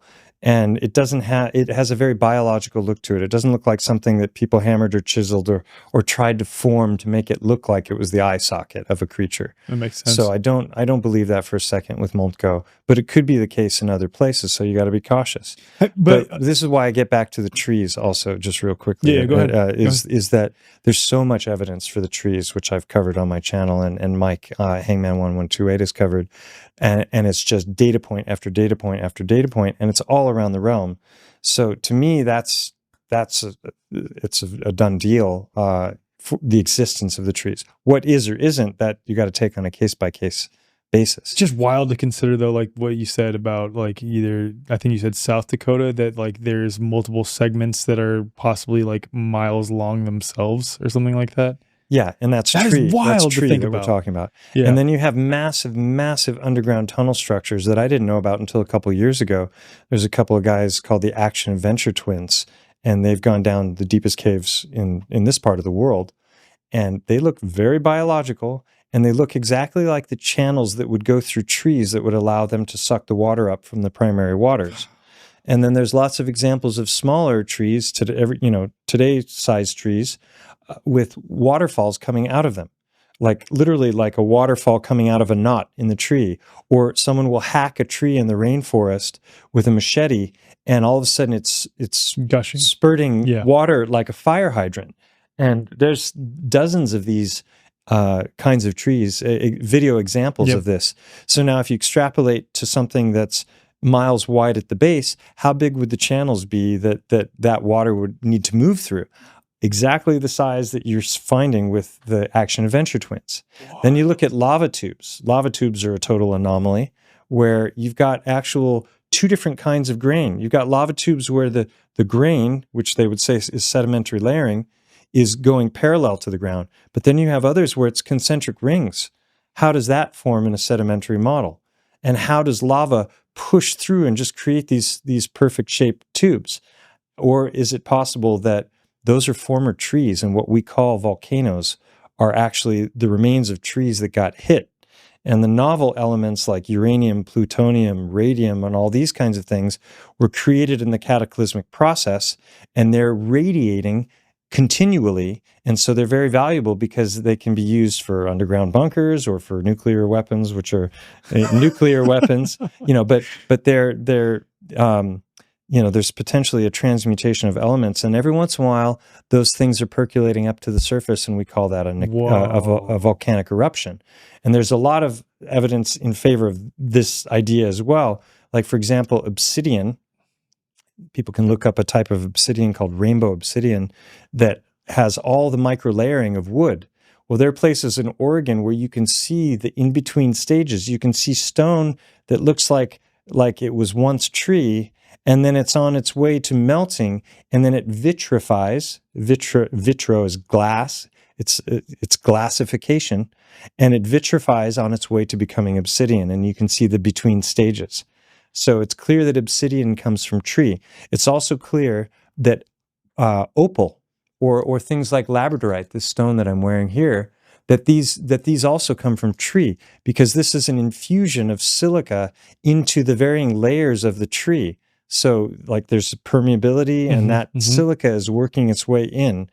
And that's what's giving it this shine that catches the light in different angles because of all the original layers and the breakdown of those layers, and then the infusion with silica. Wild. A lot of people, when they're talking about the big trees, they're talking about the silica era. And I don't believe that that's the case, because we don't see biological creatures moving around and existing that are made of silica. Right. We have silica in us, but we're carbon-based life forms. And I believe that the old trees and the old titans were also carbon-based, but that they were infused with silica, and that may be why we're finding, things like opal. Is that what some people say? Is that there used to be like silica-based beings? Some do, and I don't agree with that. I don't think that's the case. Okay, got it. And then, when you get into things like going back now to the beginning, Devil's Tower and the evidence for was that tree or was it not, I still lean towards tree, but I'm not like 100% on that. It could be something else. I've seen there's a type of fungus called stemonitis that has like 25 different varieties, and that grows exactly like Devil's Tower looks. And you get those hexagonal columns as well. But what we're told is that porphyry phonolite, which is what Devil's Tower is supposed to be made of, also known as basalt columns, columnar jointing is another term they use for it, that we're told that that's forming from lava. And that's a ridiculous notion, in my opinion, because when you see lava coming out of a volcano, it's amorphous. It never has a straight line anywhere, ever, right? And that's, we can see lava fields. We can see them cooling. We can see them in the process of being created, or we can see ones that are very, very old. But what we never see are lava fields on their way to becoming porphyry phonolite. Mm-hmm. You never see any in-between stages of here's lava and here's your hexagonal columns that we're told are lava. So what they're saying is that there was a volcano that was under earth. And that earth, like if you think of Devil's Tower, which is 1,260 feet tall, they're saying that the earth was originally above that. And that what happened is there was a volcanic eruption that moved up through the earth, and it had that pressure of the surrounding layers of strata around it. And then there was some cataclysmic event, that melted the North American ice shelf or something like that. And that caused a very rapid cooling.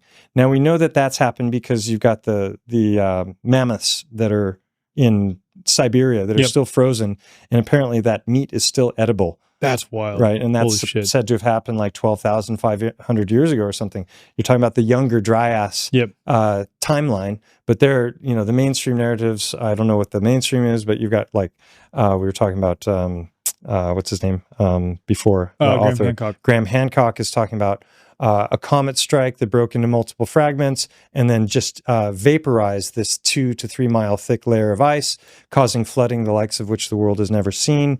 And then that would have created this rapid cooling event as all that volcanic ash blocks out the sun. And then that rapid cooling, they're saying, is causing an expansion of this lava. And that expansion against something that resists it creates this honeycomb pattern. Yeah, fucking right. And then over 50 million years, all of that Earth has eroded away to where I don't know. No chance. Right. Really So no there's a whole lot of problems I have with that mainstream narrative. Yeah. But it does look a lot like a tree. And And they do, and they did, here. create Close Encounters of the Third Kind, which forever linked that tree to aliens in the minds of people, right? Yeah. Because that guy's having visions of aliens. It does look like a aliens freaking land tree, there though, and man. everything. Well, and Mike has gone in, looked at the areas surrounding it. There's supposedly a geological survey done with LiDAR, which I've never That's been what I was able just going to ask. I've is never if been able to anyone's done find LiDAR it. on So I don't know if it's rumor or if it really happened and then got swept under the carpet. to see if there's like root structures. Yeah, they're saying that there's tunnels that go miles from the base of that mountain outward. But to know that those kinds of tunnels exist, just go to the works of the Action Adventure twins, and then also look up salt mines, which are far out. Like some of the most amazing ones are in like Romania and Poland. I know some They of the look salt mines. exactly like tree. Yeah, It's that's what I was just tree about to grain say. with concentric rings and knots and all this stuff. And then there's marble caves in Patagonia. This is what I was saying in the beginning, like data point after data point that support the theory, rather than, you've got to like be really creative and bend over backwards to make your theory match the empirical evidence. It's exactly the other way around. All the empirical evidence is in favor of these ideas. Some of the ones that I've seen that are pretty whoa are like looking at different cave formations that literally look like petrified tissue to the degree that they like have the red and white coloring. Have you seen those? Yeah. That is wild. And a lot They of literally people look like a cut of meat. a lot of people go straight to Titan with that material, and they start claiming that that's the muscle of a fallen Titan. Mm-hmm. And I originally thought that that was the case, but I find that just like if you think of a forest, how many animals are in a forest compared to the trees? I mean, Right? You can walk around a forest for a long time and not even see an animal. yeah, true. Right? Whereas there's trees everywhere around you. So if there was this gigantic realm and it all collapsed and petrified, you wouldn't expect to find a lot of Titans. That's a good point. You'd find more trees. But you would find way more trees. Yeah, that's a good point. That's a really good point. So when it comes to that banding, if you look at cedar tree, it is identical. And that can account for all of the swirls because that's how trees grow, right? I've done loads of videos just showing like, here's the tree, here's the site. I see that. Here's the tree, here's the site. And it's just like, it's always identical. And the same coloring too in many ways with the cedar And if you look at trees. places like Petra, we talked about this last night as well, a lot of people think that's melted building, and it may be, but my theory is that the trees fell, but they were felled one way or another, right? But before they petrified, they were in the varying stages of decomposition. Well, where would all the small life that used to live in the trees? Because in a rainforest, 80% of the life or more lives in the forest canopy, right? So that would be the first to get petrified if it got hit with plasma. Good also, point. Very good point. and that would be a lot of force if it, Yeah. But the trees would have fallen down, and that they would have started to carve into those trees because that was their former home, just like in the movie Avatar. And now the mother tree is dead and it's going to decompose, but in the meantime it can be a source of life for us because it can give us shelter and it can give us the materials that we need.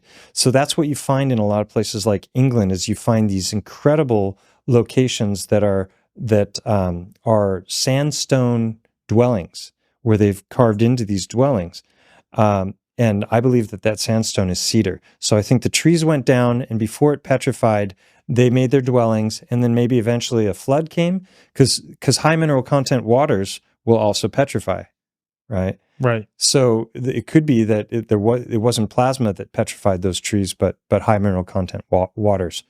So there's a ton of speculation with all this, but if there's any truth to any of these theories, that means our history is wrong and our ologies are wrong.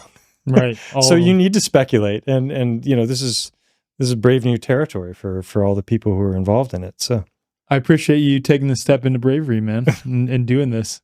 Like your journey is so fascinating. I was extremely cautious before I started making any videos on this because I'm like, I'm about to champion literally the most batshit crazy idea you could possibly want to champion.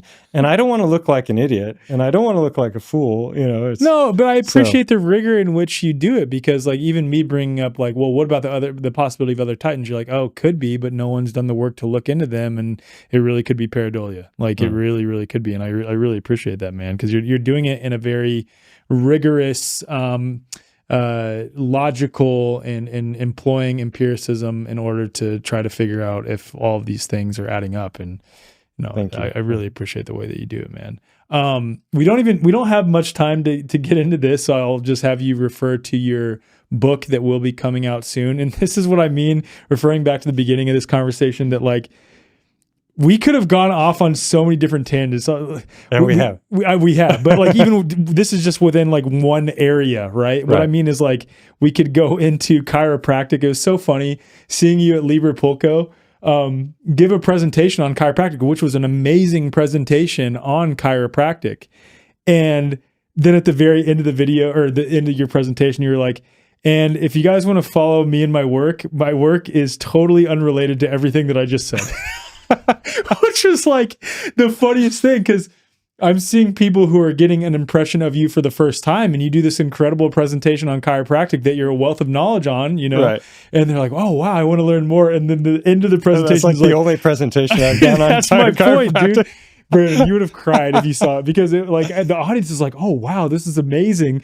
And then he goes into like, but it wasn't just chiropractic history. It was titled, the talk was called Rebel Health. Right. It was innate intelligence, vitalism, and radical responsibility. And it was really talking about the overthrow of medicine, you know, that took place in the 10s and 20s, the Flexner Report and all these things, and their attempts to just annihilate chiropractic, and how that went on for decades. And so I was giving a bit of chiropractic history, but it was an inroad to a whole bunch of other really far out subjects. So that was fun. It was a subjects dear to my heart that I never cover on my channel. And you crushed it. It's just so funny though, watching that contrasted with like, and if you guys want to follow my work, here's my other channel. I talk about stuff that is complete, because like their only intro to him is his presentation on all this incredible health related stuff. And they're probably what the hell? At one point I was talking about thermography in relationship to mammograms, and that those are totally brutal. Nobody should ever submit to a mammogram.